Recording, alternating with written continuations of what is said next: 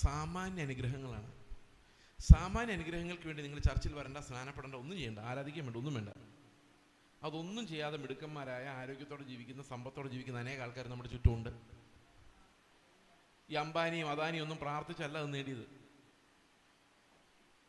ഇപ്പം മഴ പെയ്യുന്നു, നിങ്ങൾ പ്രാർത്ഥിച്ചിട്ടല്ല, മഴ പെയ്യാതിരിക്കാൻ വേണ്ടിയായിരിക്കും നമ്മൾ പ്രാർത്ഥിച്ചത്.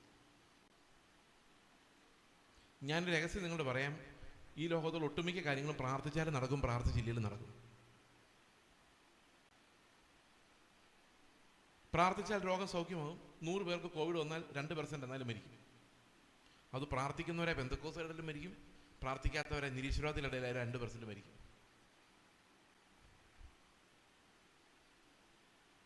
എല്ലാവരും ഞെട്ടിയിരിക്കുമെന്ന് എനിക്കറിയാം. ജോലിക്ക് ഇന്റർവ്യൂവിന് അപ്ലൈ ചെയ്യുമ്പം പ്രാർത്ഥിക്കുന്നവരായ ഒരാൾക്ക് കിട്ടും, പ്രാർത്ഥിക്കാത്തവനും കിട്ടും. പ്രാർത്ഥിക്കാത്തവനും കിട്ടുന്നില്ല.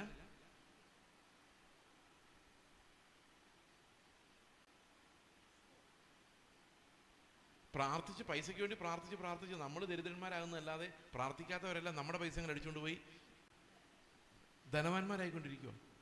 ശരിക്കും ഇന്ത്യ ശരിക്കും നോക്കിക്കഴിഞ്ഞാൽ ക്രിസ്തുവിന് വിരോധികളായവരുടെ കയ്യിലാണ് കൂടുതൽ പണം. നമ്മൾ ഈ പ്രാർത്ഥിക്കുന്നതൊക്കെ എങ്ങോട്ടാ പോകുന്നത്?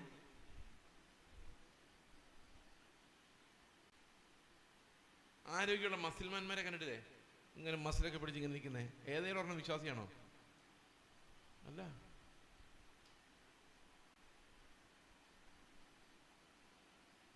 അപ്പൊ നമ്മൾ ഇങ്ങനെയുള്ള കോമൺ അനുഗ്രഹങ്ങൾക്ക് വേണ്ടി മാത്രം, അതായത് പ്രാർത്ഥിക്കാത്തവർക്കും കിട്ടുന്ന, നിരീശ്വരവാദികൾക്കും കിട്ടുന്ന, അംബാനി എത്ര പ്രാവശ്യം അവന്റെ ദൈവത്തെ സ്തുതിച്ചാണ് കഴിഞ്ഞ ഒരാഴ്ച കാലം ക്ഷേമമായി നടത്തിയ അവന്റെ ദൈവത്തിന്റെ പേര് പറയാം. അത് ലോകത്തുള്ള എല്ലാ മതങ്ങൾക്കും പറയാം. അള്ളാഹു കാത്തുരക്ഷിച്ച ഒത്തിരി മുസ്ലിങ്ങൾ ഈ നാട്ടിലുണ്ട്. ഗണപതി കാത്തുരക്ഷിച്ച ഒത്തിരി ഹിന്ദുക്കളുണ്ട്. യേശു കർത്താവ് കാത്തുരക്ഷിച്ച ഒത്തിരി പെന്തക്കോസ്തുകാരുമുണ്ട്. ഇവരാരും ആരെയും വിളിച്ചില്ലായിരുന്നെങ്കിൽ ഇവരെല്ലാം ഇവിടെ തന്നെ കണ്ടേനെ. ഇത്രയും പ്രതീക്ഷയില്ലല്ലേ? നിങ്ങൾ ഒരു നിമിഷം ഒന്ന് ആലോചിച്ച് നോക്കുക. ബുദ്ധിയോടെ ആലോചിക്കുക, വിവേകത്തോടെ ആലോചിക്കുക. നമ്മൾ പ്രാർത്ഥിക്കുന്നവരെന്നുള്ള ഒരു വ്യത്യാസവും നമ്മുടെ ഭൗതിക സാഹചര്യങ്ങളിൽ ഉണ്ടാകുന്നില്ല. മഴ പെയ്യുമ്പോൾ എന്നാൽ പിന്നെ വിശ്വാസികളുടെ തലയെ മാത്രം പെയ്ച്ചേക്കാമെന്ന് കർത്താവ് പറയുന്നില്ല. വെയിലൊതിപ്പിക്കുമ്പോൾ അവർ കുറേ നേരം മഴ മാറാൻ വേണ്ടി പ്രാർത്ഥിച്ചതല്ലേ? ഇവരുടെ ഫംഗ്ഷൻ നടക്കുന്ന സ്ഥലത്ത് മാത്രം മഴ പെയ്യിക്കുന്നില്ല എന്ന് ദൈവം തീരുമാനിക്കുന്നില്ല.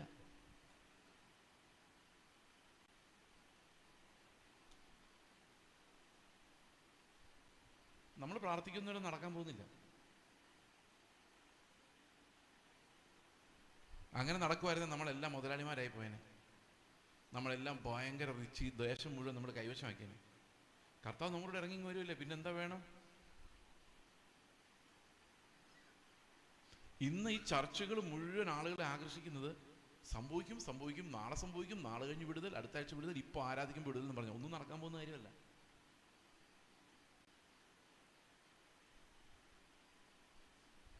എൻ്റെ മകൻ 1.25 വയസ്സുള്ളപ്പോൾ ഒരു ഗുരുതരമായ രോഗമുണ്ട്. ഞങ്ങൾ ആന്ധ്രയിലെ മിഷണറിമാരാണ്. അപ്പൊ എനിക്ക് ഭയങ്കര ടെൻഷനാണ്. എന്തേലും സംഭവിക്കുമോ ഞാൻ ടെൻഷൻ വരൂലേ. ഇങ്ങനെ വണ്ടിയിൽ ഞങ്ങൾ വലിയൊരു സ്പെഷ്യാലിറ്റി ഹോസ്പിറ്റലിലോട്ട് പോവാം. ആരൊക്കെയോ പൈസയൊക്കെ സംഘടിപ്പിച്ച് തന്നു. അപ്പം ഞാൻ വണ്ടി ഇരുന്ന് ഭയങ്കര ടെൻഷനാണ്. അപ്പം എന്നെ പല ആൾക്കാർ ഫോൺ ചെയ്ത് പറയുന്നുണ്ട്, നിങ്ങൾ സുവിശേഷകരല്ലേ, മിഷണറിമാരല്ലേ, നിങ്ങൾ എന്തിനാ ടെൻഷൻ അടിക്കുന്നത്? ദൈവം സൗഖ്യത്തോടെ വരുത്തും, ദൈവം സഹായിക്കും. പക്ഷെ എനിക്ക് അത്ര അങ്ങോട്ട് തോന്നുന്നില്ല. ദൈവത്തിൻ്റെ സ്വഭാവം എനിക്കറിയാവുന്നതുകൊണ്ട്. കാരണം ഹഡ്സൺ ടൈലറുടെ പിള്ളേരെല്ലാം മരിച്ചതാണ്. വില്യം കേരി എന്ന് പറയുന്ന മിഷണറി പിള്ളേർ മരിച്ച് ഭാര്യയ്ക്ക് ഭ്രാന്തായിപ്പോയി. CT സ്റ്റഡിൻ്റെ ആമ്പിള്ളേരെല്ലാം മരിച്ചു പോയിരുന്നു. ദൈവത്തിന് ഇങ്ങനൊരു സ്വഭാവമുണ്ട്. അപ്പോൾ നമുക്ക് 100% സൗഖ്യത്തോടെ തിരിച്ചു വരുമെന്ന് വിശ്വസിക്കാൻ പറ്റത്തില്ല. ഞാൻ പറഞ്ഞു, നിങ്ങൾക്കറിയാമോ എൻ്റെ ടെൻഷൻ? എനിക്ക് ദൈവത്തിൻ്റെ സ്വഭാവം അറിയാം, അതാണ് പ്രശ്നം. റോബർട്ട് ഷേവർ എന്ന് പറയുന്നൊരു മിഷണറി അമേരിക്കയിൽ നിന്ന് വന്നു, പുനലൂർ വന്നു, ബഥേൽ ബൈബിൾ കോളേജിൽ പഠിപ്പിക്കാനൊക്കെ ആയിട്ട് വന്ന സായിപ്പ് മിഷണറി ആയിട്ട് വന്ന ഒരാഴ്ച ജീവിച്ചുള്ളൂ. TB ആയിരുന്നു, മരിച്ചുപോയി. കർത്താവ് വിടുവിച്ചില്ല. എല്ലാവരും പ്രാർത്ഥനയായിരുന്നു, ഒന്നും നടന്നില്ല. ഇതുപോലെ നിങ്ങൾ ഇതുവരെ കേട്ടിട്ടില്ല അല്ലേ? കേട്ടിട്ടുണ്ടോ ഇതിനു മുമ്പ്? തിരിച്ചല്ലേ എല്ലാം കേട്ടിട്ടുള്ളത്? അതാ ഞാൻ പറഞ്ഞത്, നിങ്ങൾ ആരും വിശ്വസിക്കില്ലാത്ത, ആർക്കും മനസ്സിലാകാത്ത ഒരു പ്രസംഗം എന്ന് പറയാൻ കാരണം, ഈ അനുഗ്രഹങ്ങളെ നമ്മൾ വിളിക്കുന്നത് സാമാന്യ അനുഗ്രഹങ്ങൾ എന്നാണ്. സാമാന്യ അനുഗ്രഹങ്ങൾ എന്ന് പറഞ്ഞു കഴിഞ്ഞാൽ അത് മനുഷ്യരെ സംബന്ധിക്കുന്നതാണ്. മനുഷ്യരുടെ നന്മ, മനുഷ്യരുടെ ആരോഗ്യം, മനുഷ്യർക്ക് സമ്പത്തുണ്ടാവുക, മനുഷ്യർക്ക് ദീർഘായുസ് ലഭിക്കുക, ഇങ്ങനെ മനുഷ്യരുടെ രാജ്യം ഭംഗിയായിട്ട് ഓടാൻ വേണ്ടിയുള്ള അനുഗ്രഹങ്ങളെയാണ് നമ്മൾ സാമാന്യ അനുഗ്രഹങ്ങൾ എന്ന് പറയുന്നത്. ഈ സാമാന്യ അനുഗ്രഹങ്ങൾ ഒരിക്കലും യേശു ക്രിസ്തുവിന്റെ ക്രൂശിലൂടെ വരുന്നതല്ല. അത് വിശ്വസിക്കാത്തവർക്കും വിശ്വസിക്കുന്നവർക്കും ഒരുപോലെ വരുന്നതാണ്.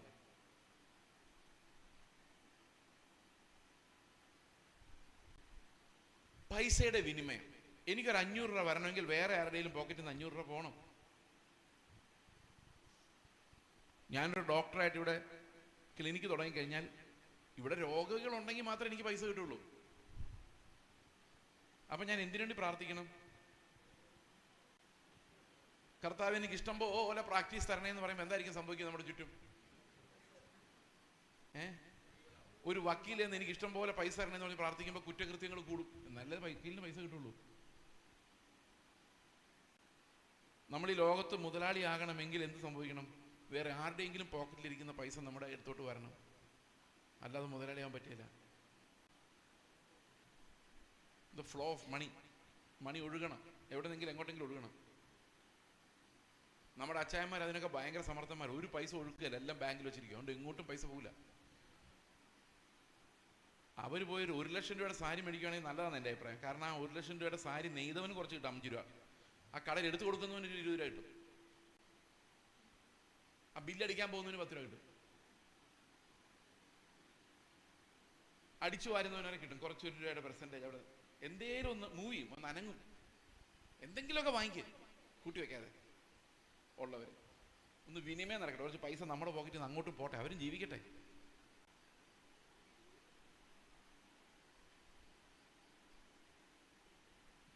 ഈ മുതലാളിയാവുക എന്ന് പറയുന്നത്, ഞാനൊരു കാര്യം ചോദിക്കട്ടെ, സിമ്പിളായിട്ട്, നമ്മൾ എത്ര പൈസ ഉണ്ടാക്കിയാലും ഇന്ന് രാത്രി ഉറങ്ങാൻ കിടക്കുമ്പോൾ ഒരു ശ്വാസം കൊണ്ട് വലിച്ചിട്ട് മറ്റേ ശ്വാസം ഇല്ലെങ്കിൽ ഈ പാടിയതും തുള്ളിയതെല്ലാം വെറുതെ ആയി പോകില്ലേ?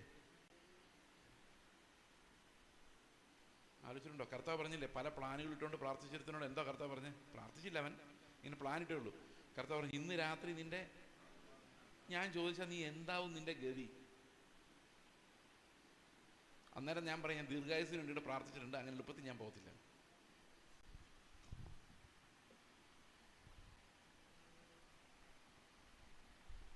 ഈ കോമൺ അനുഗ്രഹങ്ങൾ വാരി വിതറുന്ന ഒരു ഡിസ്പെൻസറി ആണ് ഇന്നത്തെ ചർച്ചുകൾ മൊത്തം ഈ അനുഗ്രഹങ്ങളാണ്. ഇത് ഞാനൊരു ചെറിയൊരു ഇല്ലസ്ട്രേഷൻ പോലെ പറയാം. ഞാനും പൗലോസും വിശ്വാസ ജീവിതം നയിച്ച് സ്വർഗത്തിൽ ചെന്നപ്പം കർത്താവ് പൗലോസിന് ചോദിച്ചു, പൗലോസ് നീ വിശ്വാസ ജീവിതമാണോ നയിച്ചത്? പൗലോസ് പറഞ്ഞത്, എന്താ നീ വിശ്വസിച്ചത്? ഞാൻ നല്ല പോർവ് ഒരു തോട്ടം തികച്ച് വിശ്വാസം കാത്തു, നീതിയുടെ കിരീടം എനിക്കായിട്ട് വെച്ചിരിക്കുന്നു ഞാൻ വിശ്വസിച്ചു. കർത്താവ് പറഞ്ഞു, ഓക്കെ, നിനക്ക് നീതിയുടെ കിരീടം ഇരിക്കട്ടെ. അടുത്തത് ചേസ്, നീ വിശ്വസിച്ചോടാ? വിശ്വസിച്ചു. എന്താ വിശ്വസിച്ചത്? നീ ഓരോ ദിവസവും എന്നെ നടത്തുമെന്ന് ഞാൻ വിശ്വസിച്ചു. നടത്തിയോ? നടത്തിയിടുന്നു ദൈവം എന്നെ. ഞാൻ പാട്ടൊക്കെ പാടി നടത്തിയതാ, ദൈവം നടത്തിയതിൻ്റെ നന്ദി പറഞ്ഞതാ. പിന്നെ നീയാണ് എൻ്റെ പിള്ളേർക്ക് ജോലി കൊടുത്തത്, എനിക്കതിനുള്ള നന്ദി ഒരിക്കലും മറക്കത്തില്ല. അവർക്ക് അമേരിക്കയിൽ സെറ്റിൽ ചെയ്ത് നിന്റെ കൃപയാണ്. ഞാൻ വിശ്വസിച്ചു അവരെ നീ കൈവിടുകയില്ല എന്ന് ഞാൻ വിശ്വസിച്ചു, അവരെ നീ സെറ്റിൽ ചെയ്തു. ദൈവമേ നിനക്ക് സ്തോത്രം. അപ്പൊ അത് നടന്നു. വിശ്വസിച്ച കേട്ടോ എല്ലാം നടന്നത്. വിശ്വാസി വന്നേ പിന്നെ ഞാൻ ആശുപത്രി പോയിട്ടില്ല. എൻ്റെ രോഗങ്ങളെല്ലാം നീ സൗഖ്യമാക്കി. അത് വിശ്വാസത്താലായിരുന്നു. വിശ്വാസ ജീവിതം എന്ന് പറഞ്ഞാൽ തന്നെ ഇപ്പം അതാ. എൻ്റെ കയ്യിലൊരു നയാ പൈസ ഇല്ലായിരുന്നു, നീ എന്നെ നടത്തി. വരാമെന്ന് അപ്പുറത്തെ വീട്ടിലെ ഇപ്പുറത്തെ വീട്ടിലെ ആൾക്കാർ തട്ടിപ്പോയപ്പോൾ എന്നെ മാത്രം നീ കാത്തു സൂക്ഷിച്ചു. ഒന്ന് ആലോചിച്ച് നോക്കി, എന്ത് അല്പത്തരം വന്നു. എന്നിട്ട് പറയും, ഞാനൊരു വണ്ടി വേണമെന്ന് പ്രാർത്ഥിച്ചപ്പോൾ നീ എനിക്ക് അതും തന്നു. എനിക്കൊരു വലിയ മിനിസ്ട്രി തന്നു, ഞാൻ ആ മിനിസ്ട്രിയുടെ പ്രധാന പ്രസംഗകനായിരുന്നു. എത്ര പേരെ എന്നെ പ്രസംഗിക്കാൻ വിളിച്ചെന്നറിയോ? ഇതെല്ലാം വിശ്വാസത്താലായിരുന്നു. കർത്താവ് പറഞ്ഞു ഓക്കെ ശരി, ബൈ ബൈ, ടാറ്റ. അപ്പൊ ഞാൻ പറഞ്ഞു എനിക്ക് സ്വർഗത്തിലുള്ള കിരീടം, നീ ചോദിച്ചതെല്ലാം ഭൂമിയിലെ സാധനങ്ങളായിരുന്നു, അതെല്ലാം ഞാൻ നിനക്ക് തന്നു, തീർന്നു, ബൈ ബൈ, ടാറ്റ. ഒരെണ്ണം പോലും സ്വർഗത്തിലോട്ട് കൊണ്ടുപോകാനുള്ളത് ചോദിച്ചിട്ടില്ല. നിങ്ങളുടെ പ്രാർത്ഥന ലിസ്റ്റ് എടുത്ത് നോക്കി. സ്വർഗത്തിലോട്ട് കൊണ്ടുപോകുന്ന എന്തെങ്കിലും ഒരു നീതിയുടെ, വിശുദ്ധിയുടെ, തേജസ്സിന്റെയോ ക്രിസ്തുവിന്റെ, നമ്മുടെ അല്ല, ഒരു കരച്ചിലോ ഒരു ദാഹമോ ഒരു ഞരക്കമോ അതിനകത്തുണ്ടോ? എല്ലാം മനുഷ്യരുടെ കാര്യം. പണ്ട് കാലത്ത് തൃശ്ശൂരിൽ കാനാരിമഠം എന്ന് പറഞ്ഞൊരു സാധനം ഉണ്ടായിരുന്നു, ചാത്തൻ സേവാമഠം. എത്ര പേര് കേട്ടിട്ടുണ്ട് അതിനെക്കുറിച്ച്?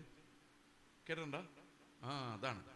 മനോരമയിൽ പരസ്യം വരുമായിരുന്നു. നിങ്ങൾക്ക് ദാമ്പത്യ പ്രശ്നമുണ്ടോ, സാമ്പത്തിക പ്രശ്നമുണ്ടോ, കടഭാരമുണ്ടോ, ബിസിനസ് തകർന്നിരിക്കുകയാണോ, രോഗങ്ങളാൽ ഭാരപ്പെടുന്നുവോ, സമീപിക്കുക കാനാരി ചാത്തൻ സേവാമഠം. ഇപ്പൊ അവരുടെ പരസ്യം കാണുന്നില്ല. കാണുന്നുണ്ടോ? അന്ന് സുവിശേഷകരെ തെരുവുകളിലൂടെ നടന്ന് കർത്താവ് വരാറായി, രാത്രി വരും, ഏത് സമയത്തും വരും എന്ന് പറഞ്ഞ് പ്രസംഗിച്ചുകൊണ്ടൊക്കെയായിരുന്നു. അന്ന് ട്രാക്ടറൊക്കെ അടിച്ചു കൊടുക്കുമായിരുന്നു. ഇന്ന് നീ മരിച്ചാൽ നിന്റെ നിത്യത എവിടെ? അതായിരുന്നു ശുശ്രൂഷകരുടെ പണി. കുറെ കഴിഞ്ഞപ്പോൾ ഈ കാനാരിമഠംകാർ ചെയ്തുകൊണ്ടിരുന്ന പണി ശുശ്രൂഷകർ ഏറ്റെടുത്തു. നിങ്ങൾ ബിസിനസ് തകർച്ചയിലാണോ? നിങ്ങൾ കുടുംബ പ്രശ്നത്താൽ അലയുകയാണോ? നിങ്ങളുടെ രോഗങ്ങൾ സൗഖ്യമാകാതിരിക്കുകയാണോ? ഇങ്ങോട്ട് പോരെ. കാനാരി ചാത്തൻ സേവാമഠമല്ല, ഞങ്ങളുടെ സ്പെഷ്യൽ അഭിഷിക്തൻ തങ്കു ബ്രദർ പ്രാർത്ഥിക്കും. കാനാരിമഠംകാർ പൂട്ടിപ്പോയി. അത്ര ഭയങ്കര അഡ്വർടൈസ്മെന്റ് ആയിരുന്നു ഇവിടെ. അവര് സക്സസ് ആയപ്പോഴേക്കും നമ്മുടെ പാസ്റ്റർമാരെല്ലാം തുടങ്ങി, നിങ്ങളുടെ വിഷയങ്ങളുടെ മേൽ ഇറങ്ങി വരുന്ന ദൈവം. ആളെ പിടിക്കാൻ അത് മാത്രമേ പറ്റുള്ളൂ. എല്ലാവർക്കും വിഷയങ്ങളാണ്. ആദ്യം പഠിച്ച് പാസ്സാവുന്ന വിഷയം, പിന്നെ ജോലി കിട്ടുന്ന വിഷയം, പിന്നെ പറ്റിയ കല്യാണം നടക്കുന്ന വിഷയം, പിന്നെ കുഞ്ഞുങ്ങളുണ്ടാകാത്തതിൻ്റെ വിഷയം, പിന്നെ കുഞ്ഞുങ്ങൾക്ക് നഴ്സറി സ്കൂളിൽ അഡ്മിഷൻ കിട്ടാത്തതിൻ്റെ വിഷയം, പിന്നെ അവർ പഠിച്ച് MBBS അഡ്മിഷൻ കിട്ടാത്തതിൻ്റെ വിഷയം. വിഷയങ്ങളുടെ മേൽ ഇറങ്ങി വരുന്ന ദൈവം. പിന്നെ IELTS പോകാത്തതിൻ്റെ വിഷയം, വിഷയങ്ങളോട് വിഷയം, പിന്നെ അവരുടെ കല്യാണം, അവരുടെ പിള്ളേര്, പിന്നെ വീട് വെക്കല്. ഇങ്ങനെ വിഷയങ്ങൾ ഒരിക്കലും തീരുന്നില്ല സഹോദരങ്ങളെ. തലവേദന മാറുമ്പം വയറുവേദന, വയറുവേദന മാറുമ്പം കാലുവേദന, അത് കഴിയുമ്പോൾ പുറംവേദന. ഇത് മാറണ്ടേ? അപ്പോഴെല്ലാം ഓരോ പ്രവാചകന്മാർ എന്നിട്ട് പറയും ഇപ്പൊ വിടുതലാണ്. നടക്കൂല. കാരണം നമ്മൾ ജീവിച്ചിരിക്കുന്നിടത്തോളം കാലം. ഇതിനു മുമ്പ് ഞാൻ എങ്ങാണ്ട് കേട്ടു, നല്ല ലോകം, നല്ല കാലം വരാൻ പോകുന്നു. എൻ്റെ പാട്ടില്ലേ, വരാൻ പോകുന്നു നല്ല കാലം. എന്തോ പറഞ്ഞ ഈ ലോകം നല്ലതാകാൻ പോകുന്ന നിങ്ങൾ വിചാരിച്ചിരിക്കുന്നത്? ഇത് വർഷങ്ങളായി വർഷങ്ങളായി നശിച്ചുകൊണ്ടിരിക്കുന്നു. ഇവിടെ നമ്മുടെ അടുത്ത തലമുറ നല്ല സുന്ദരമായിട്ട് ജീവിക്കുന്നതാണോ നിങ്ങൾ കരുതിയിരിക്കുന്നത്? ഇതെല്ലാം നമ്മുടെ ചുറ്റുമുള്ള പ്രകൃതി വരെ നശിച്ചുകൊണ്ടിരിക്കുക. നമുക്ക് വളരെ കുറച്ച് കാലം ഇവിടെ ഉള്ളൂ. ഞാനിപ്പോൾ ഈ സംസാരിക്കുമ്പോൾ നിങ്ങൾക്ക് ഒരുപക്ഷെ ചിന്തിക്കുന്നുണ്ടായിരിക്കും, ഏതോ ഒരു ഡയറക്ഷനിലൂടെ പോകുന്ന സഭയെ തിരിച്ച് ഈ ക്രിസ്തുവിന്റെ പ്രത്യാശയിലോട്ട് തിരിക്കാൻ വേണ്ടി ഞാൻ പെടുന്ന പാട് ഈ സ്റ്റേജിൽ നിന്നുണ്ട്. പക്ഷേ ഈ ജനം സമ്മതിക്കില്ല. അവർക്ക് ആ വിശാലമായ വഴിയിലേക്ക് ദൈവം ഇറങ്ങി വരണം. കർത്താവിൻ്റെ ഇടുക്ക വഴിയിലേക്ക് ഞാൻ പോകത്തില്ല. എൻ്റെ ജീവിതം വലുതാക്കാൻ നീ എൻ്റെ കൂടെ വരണം. അതാണ് നമ്മുടെ റിലീജിയൻ എന്ന് പറയുന്നത്. നമ്മുടെ വർഷിപ്പ് പോലും അതാണ്. ഈ വർഷിപ്പിന് ഉപയോഗിക്കുന്ന പാട്ടുകളും സ്തോത്രവും ഒക്കെ ഒന്ന് ചിന്തിച്ചു നോക്കിയേ. അവിടെ എവിടെയെങ്കിലും യേശു കർത്താവ് എനിക്ക് വേണ്ടി മരിച്ചതിനായി സ്തോത്രം, എനിക്ക് നിത്യജീവൻ തന്നതിനായിട്ട് സ്തോത്രം എന്നൊരു വാക്ക് നമുക്ക് വരികയില്ല. അത് വരില്ല, വിചാരിച്ചാലും വരില്ല.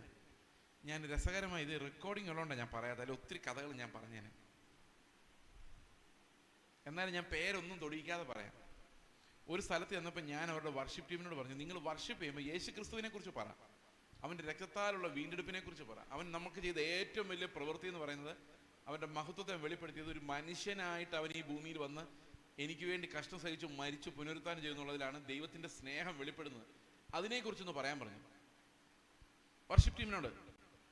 അത് ശരിയാകാതെ ഒന്നും ശരിയാവില്ല. അവരെന്നോട് പിറ്റേ ദിവസം വന്ന് പറയാം, ഞങ്ങൾക്ക് അങ്ങനെ പറഞ്ഞാൽ വർഷിപ്പ് വരുന്നില്ലെന്ന്. പറ്റത്തില്ല, അവരുടെ വായിൽ വരില്ല. അവർക്ക് അന്യഭാഷ വരണമെങ്കിൽ ഈ വിഷയങ്ങളുടെ നടുവിൽ നിന്നും പറഞ്ഞൊരു ആരവം ഉണ്ടാക്കണം, അല്ലെങ്കിൽ അന്യഭാഷ പോലും വരികയില്ല, ആരാധന വരില്ല. യേശു കർത്താവ് നമുക്ക് വേണ്ടി മരിച്ചെന്ന് പറഞ്ഞാൽ ആർക്കും ഒരു എക്സൈറ്റ്മെന്റ് ഇല്ല. അതൊക്കെ പണ്ട് യാക്കോബ സഭയിൽ ഇരുന്നപ്പോൾ തന്നെ നമ്മൾ അതിൻ്റെ അപ്പോ ഇറച്ചിയൊക്കെ തിന്നതാണ്. ഇപ്പോൾ പുതിയ പുതിയ അനുഗ്രഹങ്ങൾ എന്ന് പറഞ്ഞാൽ നമ്മളെ ഈ രാജാക്കന്മാരെ പോലെ നടത്തുന്ന ആ അനുഗ്രഹം, നമ്മുടെ രാജ്യത്വം സ്ഥാപിക്കാൻ വേണ്ടി അനുഗ്രഹങ്ങൾക്ക് വേണ്ടിയുള്ള ദാഹത്തിലാണ് ഇന്ന് ആളുകൾ കർത്താവിൻ്റെ പിന്നാലെ പോകുന്നത്.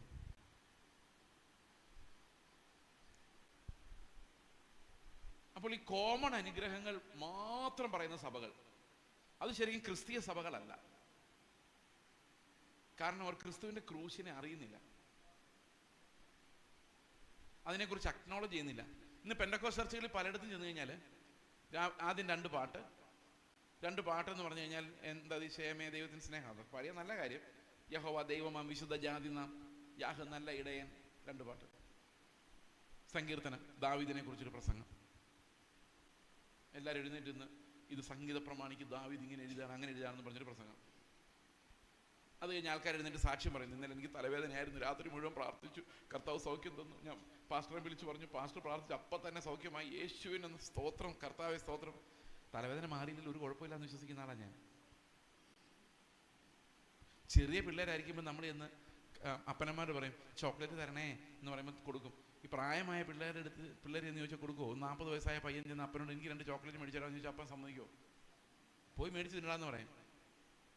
ചെറുപ്പത്തിലെ തലവേദന കർത്താവ് എന്ന് പറയുമ്പോൾ സൗഖ്യമാക്കും. കുറച്ചുകൂടെ പ്രായം പറയും, നിനക്ക് ക്രൂശിലെ എന്നെ ഓർത്തിട്ട് ആ തലവേദന ഒന്നും സഹിക്കാൻ പറ്റാത്ത അത്രയും വളർച്ച പോലും നിനക്ക് ഇല്ലടാന്ന് ചോദിക്കില്ലേ? ഒരു ചെറിയ വേദനയ്ക്ക് പോലും കർത്താവിന് കൂടെ പങ്കാളിയാൻ പറ്റത്തില്ല.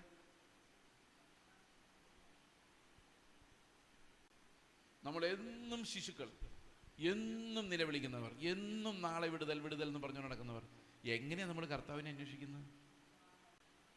അതുകൊണ്ട് എന്ത് സംഭവിച്ചു? കേരളത്തിൽ ക്രിസ്തുവിനെ കുറിച്ച് ഒന്നും ആരും പറയുന്നില്ല.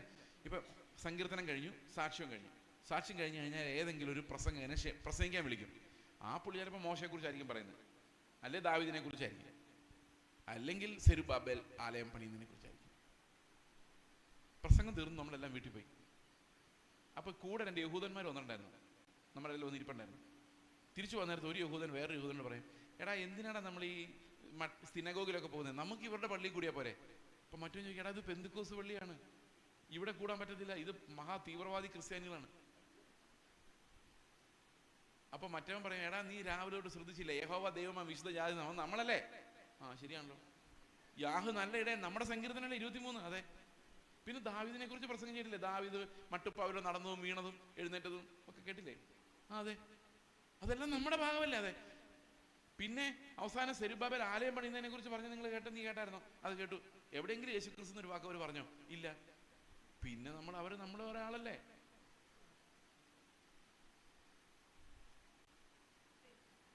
അപ്പൊ പിന്നെ എന്തിനാണ് സിനഗോഗിൽ പോകുന്നത്?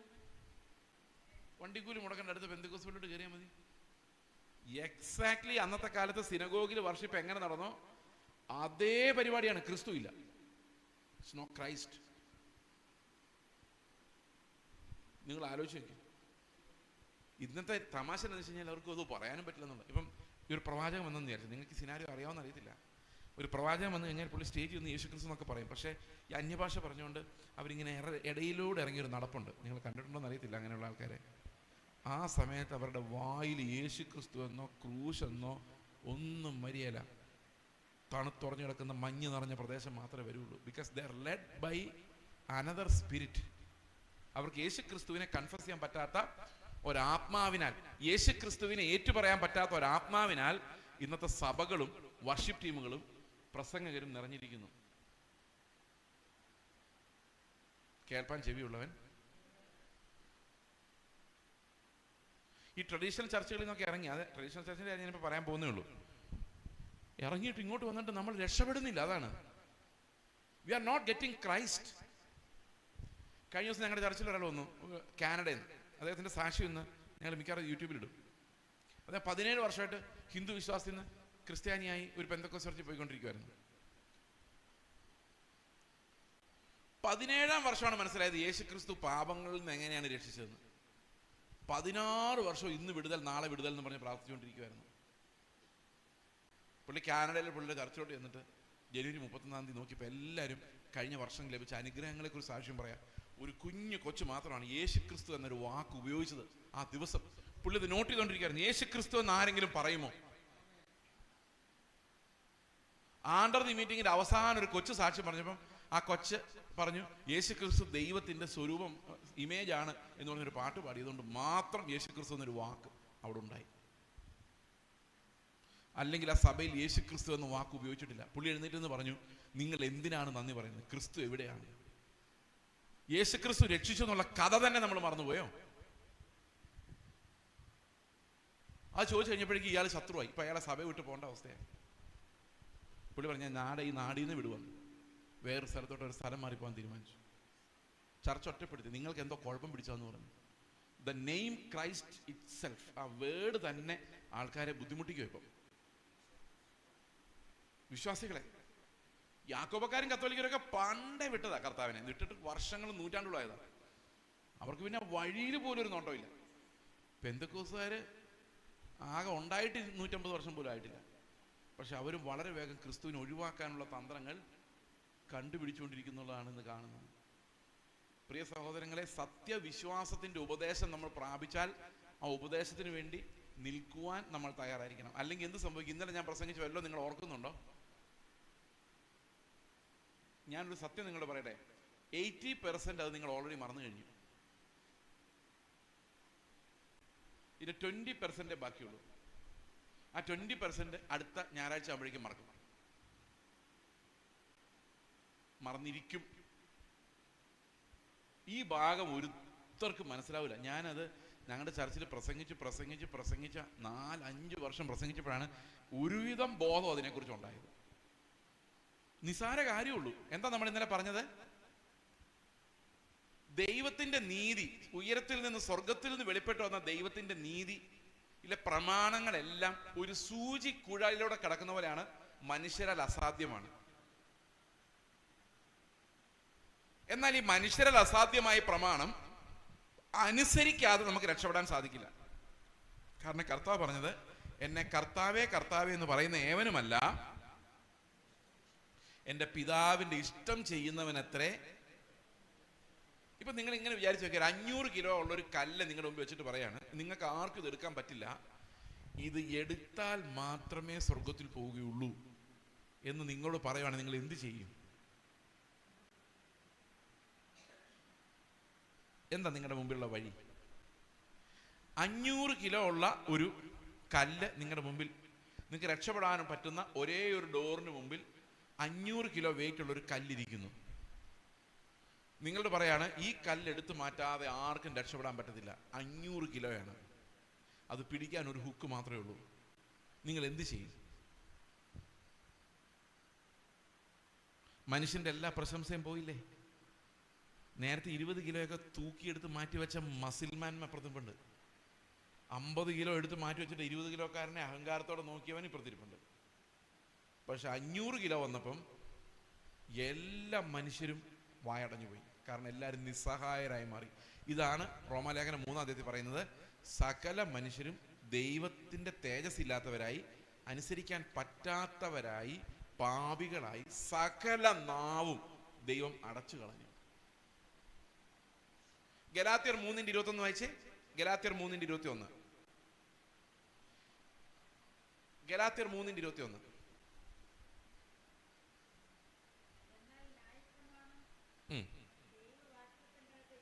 എന്നാൽ ന്യായപ്രമാണം ദൈവവാഗ്ദത്തങ്ങൾക്ക് വിരോധമോ? അപ്പൊ ന്യായപ്രമാണം കൊണ്ട് ഒരു രക്ഷയില്ല നമ്മൾ പറഞ്ഞു. ന്യായപ്രമാണം എത്ര അനുസരിച്ചാലും നീതിമാൻ ഉണ്ടാകുന്നില്ല. പ്രമാണം അനുസരിക്കപ്പെടുന്നുണ്ട്, പക്ഷെ നീതിമാൻ ഉണ്ടാകുന്നില്ല. ഞാൻ ഇന്നലെ അത് കാണിച്ചു തന്നായിരുന്നു.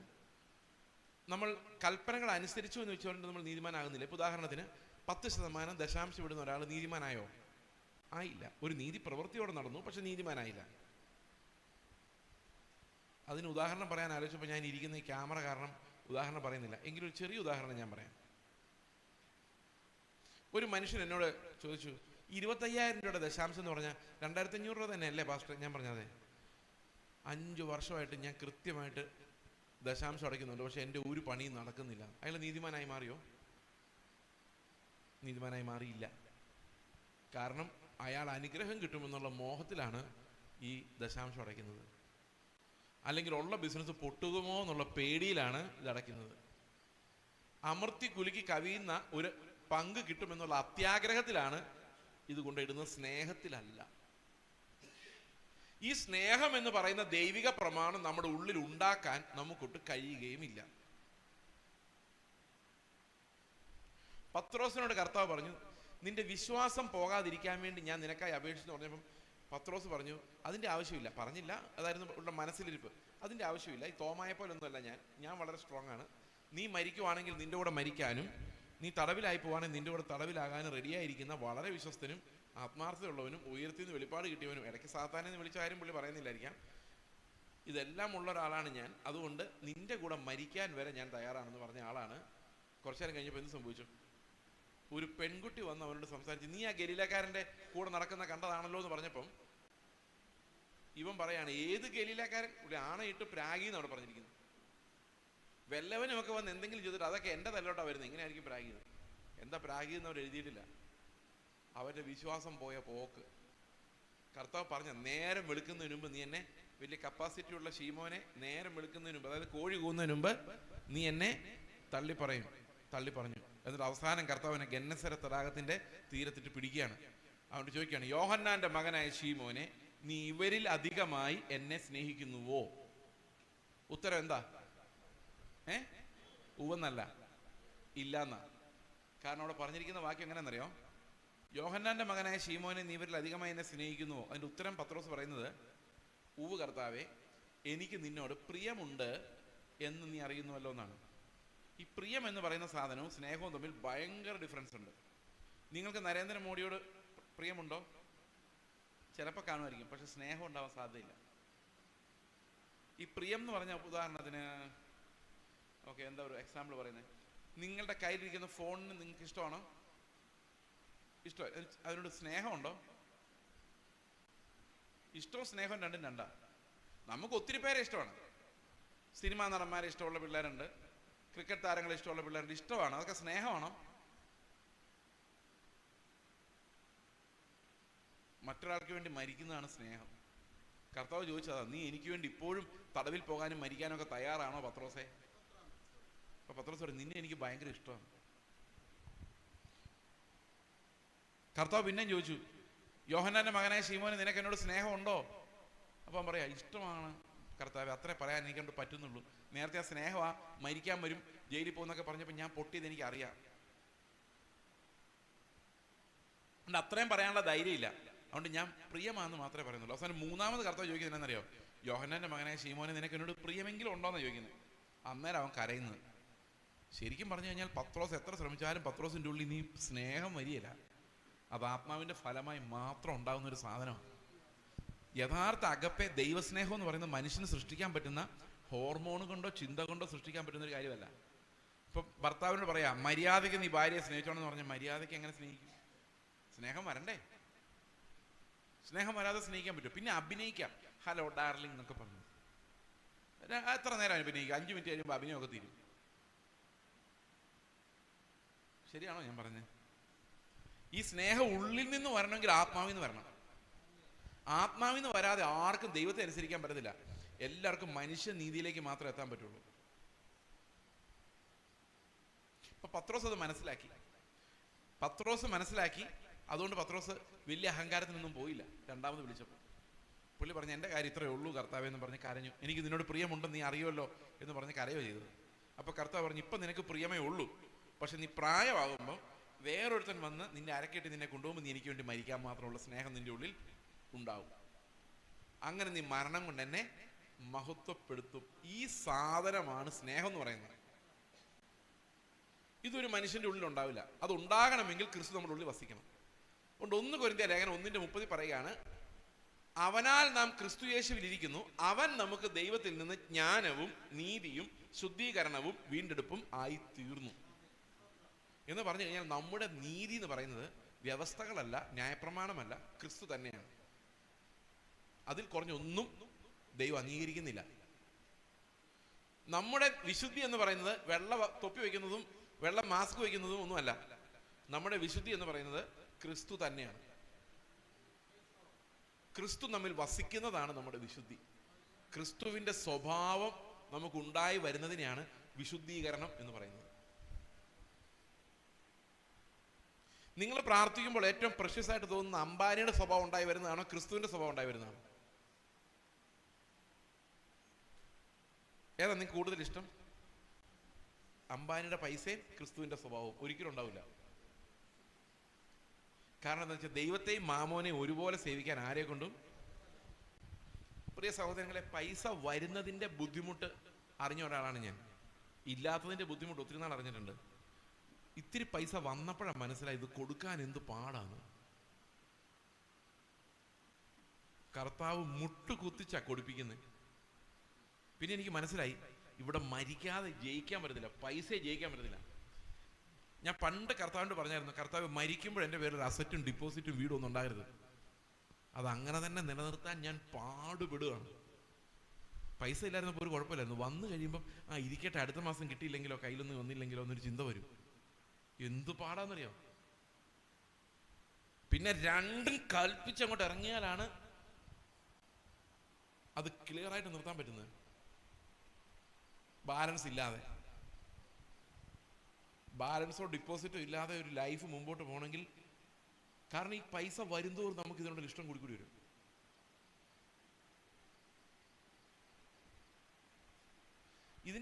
ഇതൊരു പ്രത്യേക ചക്രവ്യൂഹമാണ് ഈ പണം എന്ന് പറയുന്ന സാധനം. ഞാൻ പണ്ട് ആ കഥ ഇവിടെ പറഞ്ഞിട്ടുണ്ട്. അന്നുള്ളവരല്ല ഇന്നുള്ളതെന്ന് തോന്നുന്നു. അല്ല, ഒന്ന് പറഞ്ഞേക്കാം. പിന്നെ ഒരു കാര്യമുണ്ട്, എൻ്റെ പ്രസംഗം എല്ലാവരും മറന്നു പോകുന്നുണ്ട്. എനിക്ക് അതേ പ്രസംഗം എത്ര വർഷം വേണമെങ്കിലും പറയാം.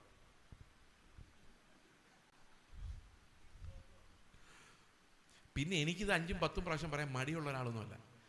എന്നോടൊരാൾ, ഒരു മിഷണറി എന്നോടൊന്ന് പറഞ്ഞു, നിങ്ങളുടെ ഏറ്റവും വലിയ പ്രത്യേകത എത്ര പ്രാവശ്യം വേണമെങ്കിലും ഒരു പ്രസംഗം ആവർത്തിച്ച് പ്രസംഗിക്കാൻ ഒരു നാണം ഇല്ല എന്നുള്ളതാണ്. ഇത്തിരി വെള്ളം ഒഴിക്കാൻ മോനെ. അപ്പം ഞാൻ പറഞ്ഞു, എനിക്ക് എൻ്റെ 1ാം ക്ലാസ്സിൽ തൊട്ട് പഠിച്ച പാഠങ്ങൾ ഏതാണ്ടൊക്കെ കാണാതെ അറിയാം. 7ാം ക്ലാസ്സിലെ ഇംഗ്ലീഷ് പുസ്തകത്തിലുള്ള പുതിയ വേർഡ്സ്, ന്യൂ വേർഡ്സ് എന്ന് പറഞ്ഞിട്ടിരുന്ന ആ വേർഡ്സ് മുഴുവൻ അതേ ഓർഡറിൽ എനിക്ക് കാണാതെ അറിയാം. ഇപ്പോഴും അറിയാം. 10ാം ക്ലാസ്സിലെ പാഠപുസ്തകത്തിൽ ഓരോ പേജിലും എന്തുണ്ടായിരുന്നു ഇപ്പോഴും ഞാൻ ഓർക്കുന്നുണ്ട്.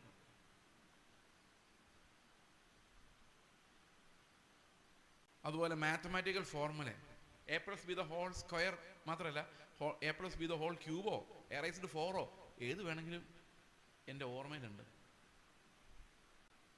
എന്തുകൊണ്ടാണെന്നറിയോ? ദൈവത്തിൻ്റെ കൃപയാൽ കുറെ മടുപ്പില്ലാത്ത കുറെ സാർമാർ എനിക്ക് ദൈവം തന്നു. അവർ വീണ്ടും വീണ്ടും വീണ്ടും വീണ്ടും പറയടാ എന്ന് പറഞ്ഞ് പറയിപ്പിച്ചു. അതിലേതെങ്കിലും ഒരു സാറ് പറയും, ഒരിക്കൽ പ്രസംഗിച്ച് ഞാൻ രണ്ടാമത് പറയാറില്ല മോനെ എന്ന് പറഞ്ഞായിരുന്നെങ്കിൽ ഞാൻ ചുറ്റിപ്പോയേനെ. ഏതെങ്കിലും ഒരു അധ്യാപകൻ വന്നിട്ട് പറയാണ് A+B² = A² + 2AB + B² എന്നുള്ളത് ഞാൻ A ഡിവിഷനിൽ പഠിപ്പിച്ചതാണ്. അതേ പ്രസംഗം B ഡിവിഷനിൽ പറയില്ല. അപ്പൊ B ഡിവിഷനിലെ പിള്ളേർ എന്നാ ചെയ്യും?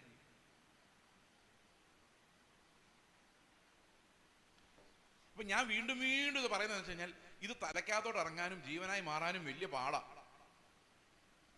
ഞാൻ നല്ലൊരു പ്രസംഗം പറയാൻ വന്നതല്ല. സ്വർഗത്തിൽ ചെല്ലുമ്പം അവിടെ ഒരു കണക്ക് പുസ്തകത്തിൽ നിങ്ങൾ കുറേ പേര് ഇത് കേട്ടു എന്നും അറിഞ്ഞു എന്നും ജീവനായി മാറിയെന്നും എനിക്ക് അവിടെ കാണണം എന്നൊരാഗ്രഹമുണ്ട്. അതുകൊണ്ട് നിങ്ങൾ എല്ലാവരും ഗ്രഹിക്കുന്നവരെ ഞാൻ പിന്നെ ഇതൊന്ന് പറഞ്ഞുകൊണ്ടിരിക്കും. അപ്പൊ ആൾക്കാർ പറയും, ഇവൻ എപ്പോഴും നീതി വിശുദ്ധി ഇത് മാത്രമേ പറയാനുള്ളൂ. അത് മതി, വേറൊന്നും വേണ്ട. പിന്നെ നിങ്ങൾ മറന്നു പോകുന്നതുകൊണ്ട് എനിക്ക് എൻ്റെ പണി വളരെ എളുപ്പമാണ്. ഞാൻ കഥയിലേക്ക് വരാം. ഈ ധനം എങ്ങനെയാണ് നമ്മളെ ചുറ്റിക്കുന്നത് എന്നുള്ള കാര്യമാണ്.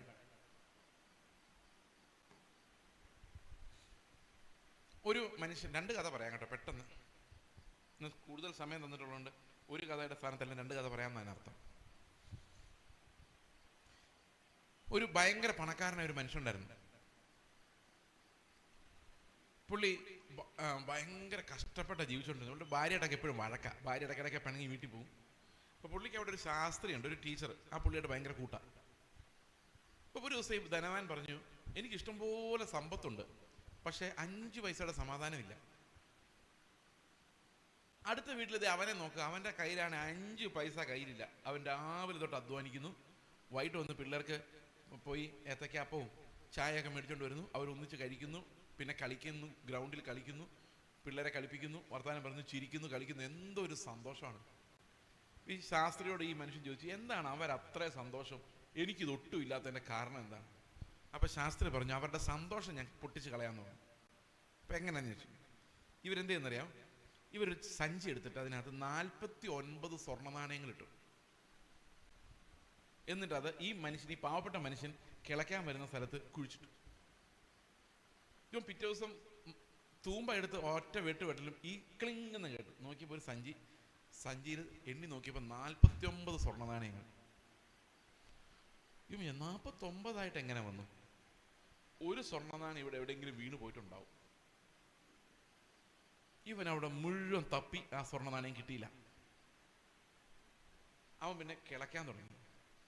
കിളച്ച് അവിടെ മുഴുവൻ നോക്കിയിട്ട് ആ സ്വർണ്ണ നാണയം അവിടെ ഇല്ല. 49 ഉള്ളൂ. സത്യം പറഞ്ഞാൽ 49 ഉള്ളൂ. പുള്ളി വിചാരിച്ച ഒരെണ്ണം എവിടെ മിസ്സായി. എന്നിട്ട് പുള്ളി അവിടെ വെച്ചൊരു തീരുമാനം എടുക്കുകയാണ്, ഇത് 50 ഒരു സമ്പാദ്യം ഉണ്ടാക്കണം. അതുവരെ പുള്ളിക്ക് പ്ലാനില്ലായിരുന്നു. ഇവൻ അധ്വാനിക്കുന്ന മുഴുവൻ ഒരു ഏത്തക്കാപ്പം പോലും വീട്ടിലോട്ട് വരാതായി. ഭാര്യ ഡ്രസ്സ് ചോദിക്കുമ്പോൾ പറയും ഇല്ലില്ല, നമ്മൾ സമ്പാദിക്കാൻ പോവാണ്. പിള്ളേരെ സ്ലേറ്റിനും പെൻസിലിനും വേണ്ടി കരയുമ്പോൾ ഇവൻ വഴക്ക് പറയും, നിനക്ക് ഇന്നലെ മേടിച്ച പെൻസിൽ എന്തിയാടാ ചോദിക്കും. കാരണം ഈ 50 അവസാനം വീട്ടിൽ തല്ലിപ്പൊളിയായി, അടിപിടിയായി, പിള്ളേരുടെ കരച്ചിലായി, കളിയില്ല, ചിരിയില്ല, ഏത്തക്കാപ്പം ഇല്ല, പഴം ഒന്നുമില്ല, ചായയില്ല, ഒന്നുമില്ല. അങ്ങനെ ആയി കഴിഞ്ഞപ്പം ഈ ശാസ്ത്രിയോട് ഈ ധനവാൻ പറഞ്ഞു, നമ്മൾ ചെയ്ത് ഭയങ്കര ഒരു ചെയ്ത്തായിപ്പോയി, അവരിങ്ങനെ നശിപ്പിച്ചു കളഞ്ഞല്ലോ. എന്നിട്ട് ഇവർ രണ്ടുപേരോട് ചെന്ന് പറയാണ്, സത്യത്തിൽ 49 ഉണ്ടായിരുന്നുള്ളൂ, അത് നിങ്ങളെ പരീക്ഷിക്കാൻ വേണ്ടി അവിടെ ഇട്ടുന്നതെന്ന് പറഞ്ഞു. അപ്പോഴാണ് ഇവന് മനസ്സിലായത്, ഈ സാമ്പത്തികം എന്ന് പറയുന്ന സാധനം കിട്ടിക്കഴിഞ്ഞാൽ അത് കൂട്ടിവെക്കാനുള്ള ഭയങ്കരമായ പ്രവണത ഒരു മനുഷ്യൻ്റെ ഉള്ളിലേക്ക് വരും. അത് തുടച്ച് കളയാൻ പറ്റിയല്ല. കാരണം അത്ര പവറാണ് ഈ മാമോന്. വിറ്റാമിൻ എം എന്ന് പറയും മാമോൻ. അതുകൊണ്ട് കർത്താവ് പറഞ്ഞു, നിങ്ങൾക്ക് ഒരേ സമയത്ത് ദൈവത്തെയും മാമോനെയും സേവിക്കാൻ പറ്റത്തില്ല. കർത്താവിനാണ് ഇങ്ങനെ പറഞ്ഞാൽ മതിയായിരുന്നു, ഒരേ സമയത്ത് നിങ്ങൾക്ക് മാമോനെയും അല്ല ദൈവത്തെയും പിശാചിനെയും സേവിക്കാൻ പറ്റത്തില്ല എന്ന് പറഞ്ഞാൽ മതിയായിരുന്നു. പക്ഷെ കർത്താവ് അങ്ങനെ പറഞ്ഞില്ല. അങ്ങനെ പറഞ്ഞാൽ പിശാചിനും അറിയാം, പിശാചിന് ഒരാൾ പോലും തിരഞ്ഞെടുക്കുകയില്ല. ഇവിടെ ഇരിക്കുന്ന ആരെങ്കിലും സാത്താൻ എൻ്റെ കൂടെ പോരുന്നുണ്ടോ വെച്ചാൽ പോവോ? പേടിച്ചു പോകും. നമ്മൾ ഈ സാത്താൻ വർഷിപ്പേഴ്സ് പറയുന്നവർ പോലും ആ വഴിക്ക് പോകില്ല. കാരണം ഒറിജിനൽ സാത്താൻ്റെ ആ സ്വഭാവം അറിയാൻ മേലാത്തതുകൊണ്ട് ഇവർ സാത്താൻ കീ ചെയ്യുന്നു പറഞ്ഞ് നടക്കുന്നത്. സാത്താൻ്റെ ഇരുട്ടെന്ന് പറഞ്ഞാൽ ഭയാനകമായ ഇരുട്ടാണ്. ആ ഇരുട്ടിലോട്ട് ഒരു മനുഷ്യനും പോകാൻ ആഗ്രഹിക്കത്തില്ല. എല്ലാവരും ദൈവത്തിൻ്റെ പുറകെ പോകുള്ളൂ എന്ന് സാത്താൻ അറിയാം. അതുകൊണ്ട് സാത്താൻ എന്താ ചെയ്തെന്ന് ചോദിച്ചു കഴിഞ്ഞാൽ, സാത്താൻ്റെ സുന്ദരനായ ഒരു പ്രോക്സി, ഒരു പകരക്കാരൻ, അവനാണ് മാമോൻ. ഈ മാമോൻ എടുത്ത് ഫ്രണ്ടിലോട്ട് വെച്ചിരുന്നിട്ട് ചോദ്യം ഇപ്പോൾ ഇതാണ്, നിങ്ങൾക്ക് ദൈവത്തെ വേണോ മാമോനെ വേണോ? അപ്പം നമ്മൾ എന്താ പറയുന്നറിയാം? ദൈവത്തെ വേണം. എന്തിനാണെന്നറിയാം? മാമോൻ കിട്ടാൻ വേണ്ടി. അപ്പം ശരിക്കും നമുക്ക് വേണ്ടത് എന്തോ? അപ്പം നമ്മൾ സേവിക്കുന്നത് മാമോനെയും, നമ്മളെ സേവിക്കുന്ന ആരാ? നമുക്ക് വേണ്ട മാമോനൊക്കെ തന്ന് നമ്മളെ സഹായിക്കുന്ന ആരാ? അപ്പൊ മാമോന്റെ സേവകർ നമ്മൾ, നമ്മുടെ സേവകൻ ദൈവം. ഇതെന്ത് വൃത്തികേടാ സഹോദരങ്ങളെ! ഈ മാമോനെ കൊണ്ടു തരുന്നോണ്ടല്ലേ ദൈവത്തോട് ഇത്ര സ്നേഹം. അതുകൊണ്ടല്ലേ നമ്മൾ എപ്പോഴും പറയുന്നത്, കഴിഞ്ഞ ആഴ്ചകളിൽ ഞങ്ങൾക്ക് മാമോനെ തന്ന് അനുഗ്രഹിച്ച ദൈവമേ നിനക്ക് സ്തോത്രം എന്ന് പറയുന്നത്. കഴിഞ്ഞ ആഴ്ച മാമോൻ ഇല്ലാതെ ചുറ്റിക്കറങ്ങി നടന്നപ്പോൾ ദൈവമേ നീയാണ് എനിക്ക് മാമോനെ തന്നത്. കേട്ടിട്ടില്ലേ ഇത്? അപ്പൊ നമുക്ക് ഏറ്റവും സ്നേഹം ആരോടാ?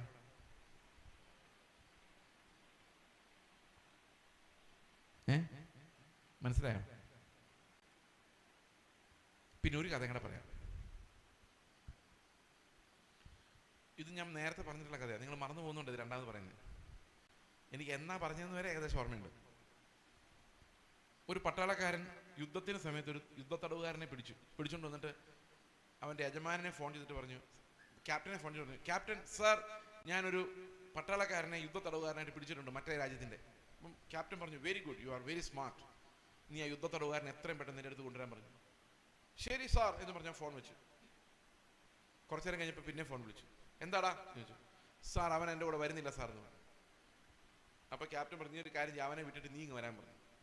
ഓക്കെ സാർ എന്ന് പറഞ്ഞ് ഫോൺ വെച്ചു. കുറച്ചു നേരം കഴിഞ്ഞപ്പോൾ പിന്നെ വിളിച്ചു. എന്താടാ? അവൻ എന്നെ വിടുന്നുമില്ല സാർ എന്ന് പറഞ്ഞു. ആരെയാ പിടിച്ചേക്കുന്നത്? ഇവൻ അവനെയാണോ അവൻ ഇവനെയാണോ?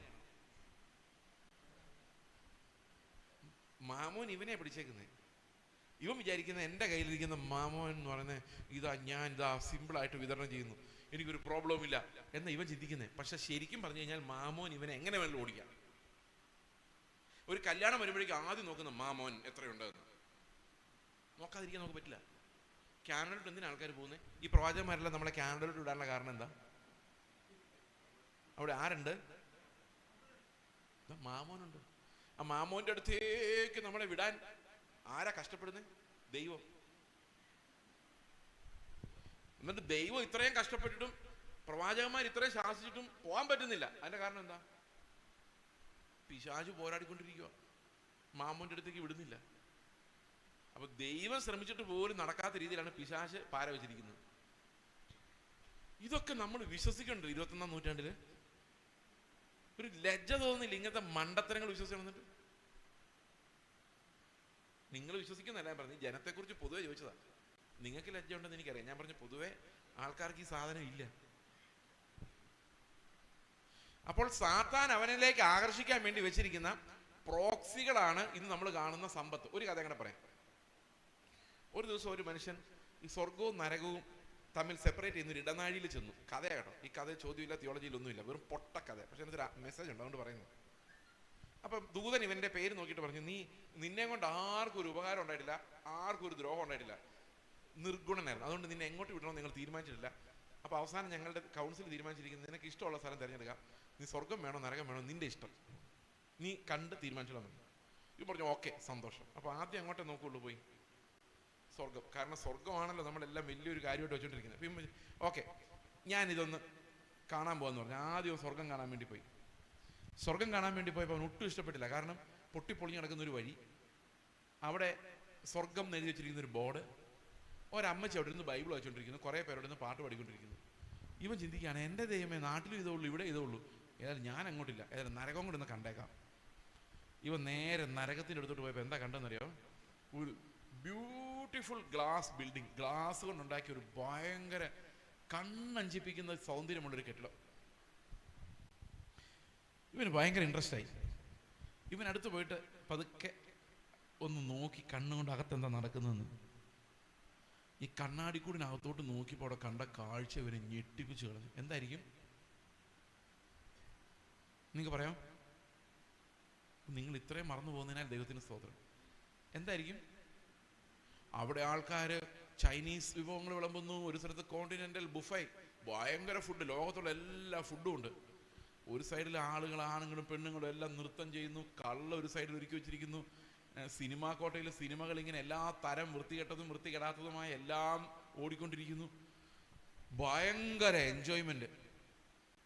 ഇവൻ ദൂതനോട് പറഞ്ഞു, ഞാൻ തീരുമാനിച്ചു ഈ സ്വർഗം എന്ന് പറയുന്ന സ്ഥലത്തേക്ക് ഞാൻ എന്തായാലും ഇല്ല, ഇത്രയും മനോഹരമായൊരു നരകൂടെ കിടന്നിട്ട് ഞാൻ ഇത് വിട്ടിട്ട് പോകുക എന്ന് പറഞ്ഞു. ഇത്രയും വലിയ മണ്ടത്തരമില്ല, ഞാൻ അതുകൊണ്ട് നരകം തിരഞ്ഞെടുത്തിരിക്കുന്നു എന്ന് പറഞ്ഞു.